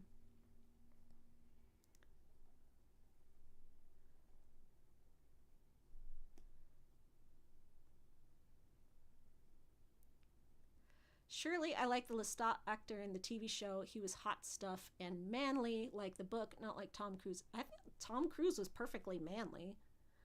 Tom Cruise was 30 when he played Lestat, and Sam Reed was 34 when he played him. Lestat is supposed to be a boy, like a college-age kid, 20, but like oldie times 20, so manly at the age of 20. Like, you know, he's a hunter and a fighter, so he's got muscles and stuff. But, you know, a lot of people think of him as this, like, effeminate, twinky, like very flamboyant character, which he's not. He's not like that at all. He's a very dark and serious character. And very manly. He's supposed to be like a matinee idol movie star from like oldie times. You know, if you think of like the sort of romantic lead movie stars in like old black and white movies, that's what he's supposed to be like. I like Sam Reed. I think he's a great actor. I don't like that they made him do a French accent. I thought it did not work very well at all. I think he would have acted much better if he could just use a easier to understand accent. And also, I think the context they made him wear made it very hard for me to see the emotion in his eyes, whereas like with Tom Cruise, you can see all the emotions, all the feelings, like everything going on in his heart and soul, whereas Sam Reed just had these like mirrors on his eyes and you can see anything going on. It was hard. Like, he was very limited with what he was allowed to do. And he said in his interviews that when he was doing the line reads, they would have him do like a whole bunch of different takes, like one take very quiet, one take very light, one take very dark, one take just screaming, and, you know, all different takes of each line reads, and he never knew which line read they were going to use in the final product. And then at the end, they wound up using all the screaming line reads, all the ones that were like way yelly and over the top and angry. And I think that was not a good choice. I think they should have used some of his more subtle and emotional line reads, and then he would have embodied Lestat a lot better than just all the like random shouting. Young Rutger Hauer was who Anne wanted as Lestat. If you Google young Rutger Hauer, he looks exactly like she describes Lestat.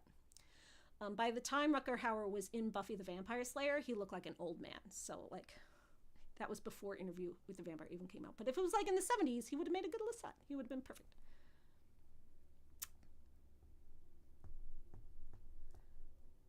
It wasn't the director's fault for the TV show. The directors were great. It was the producers. It was the showrunner, like their idea of who these characters were, that made the decision. Like, the directors did the best they could with what they had. I don't think the directing was bad. It was the executive decisions that were bad, or that I didn't like, rather. I'm not saying it was bad.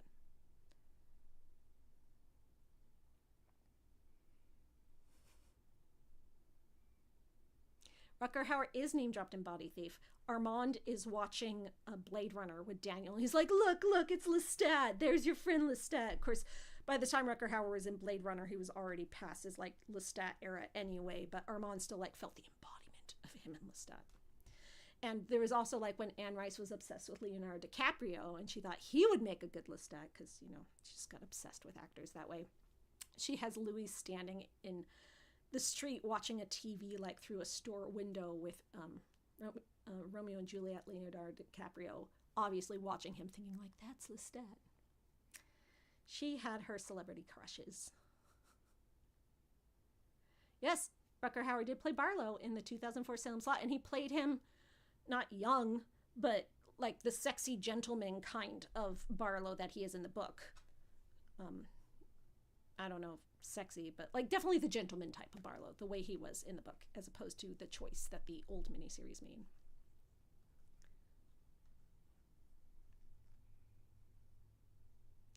Yes, Tom Cruise was amazing. Everything he did as Lestat was perfect. I will take no comments on that matter.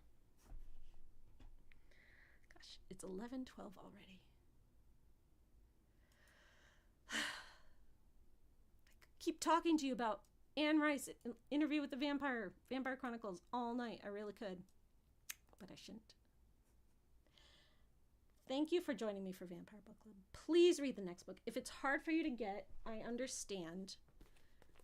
This is not a very accessible book. Your library won't have it unless maybe you are at a university that has an academic library. You probably won't find it online anywhere. You could probably find it used in lots of places, thrift books, Abbey books, depending on what country you are in, the used bookstores are available. This is the 2011 edition. You might be able to find even the older edition. There are used copies still available on Amazon, even though we already bought out every single new copy they had left. And I'm curious to see what this is all about. Like, whether this is an actual, like, really good analysis of vampires, or if this is just, like, one academic's, like, take that they wrote because they wanted to write a thesis and they just had some ideas. So, like, there is one academic text, or at least there was back in the 90s, one academic text that existed on Phantom of the Opera that was published that you could actually buy.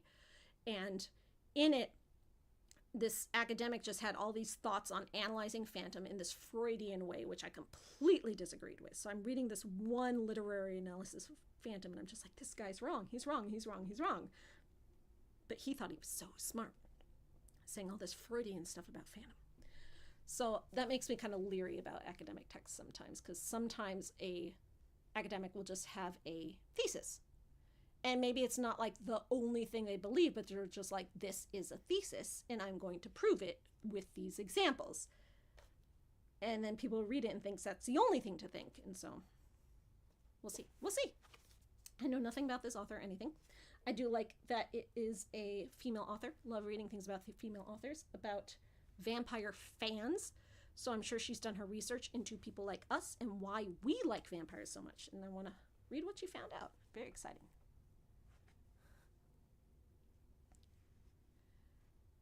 Okay, this is a screenshot from a 20-year-old movie, but this book came out in 2011, so it wasn't that old when she did it. And, you know, the author doesn't have a choice. The publisher would have made that call. Wallflower Press. Complain to them about your graphic design. Cover image, Van Helsing, 2004, Universal Pictures. Cover design, Elisa Mathern. Okay, Elisa Mathern's who you want to go talk to. She designed the cover.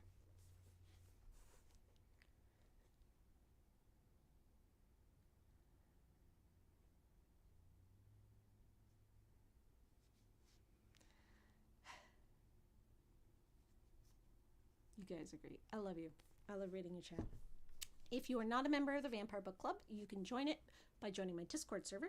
My Discord server is actually undergoing some changes right now, and we're about to kind of like relaunch it with a new like set of rules you'll have to agree to. So if you're in the Discord and you notice like some stuff going on, that's it. You're going to have to re-agree to the rules. You're going to have to re-click the link for the book club and just like, you know, do it all over again. It's for the best.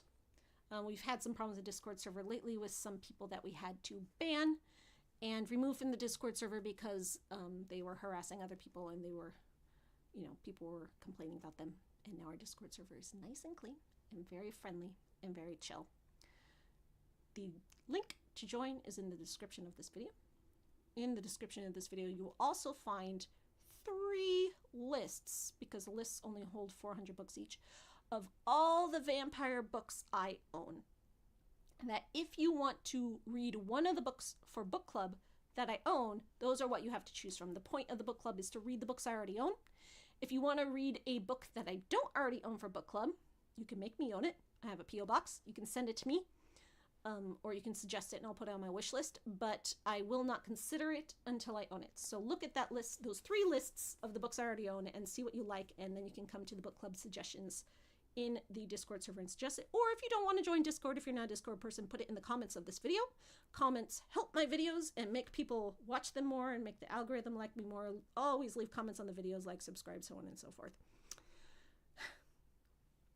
And we will be talking about The Lure of the Vampire mid-December. Usually we'd shoot for the 13th because that's my lucky number, but, you know, depending on the day of the week, it's going to be one or the other. It'll probably be around the 13th. We'll see. And you can discuss it as you read it in the Discord server. If you want to write something spoilery, you just cover it with spoiler bars, and you can say anything you want in the Discord server about it as you read it, and people will discuss it with you there.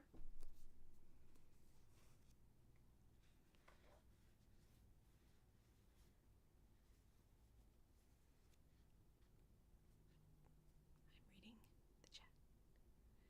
Have I ever played Fury of Dracula, the tabletop game? No, I have not.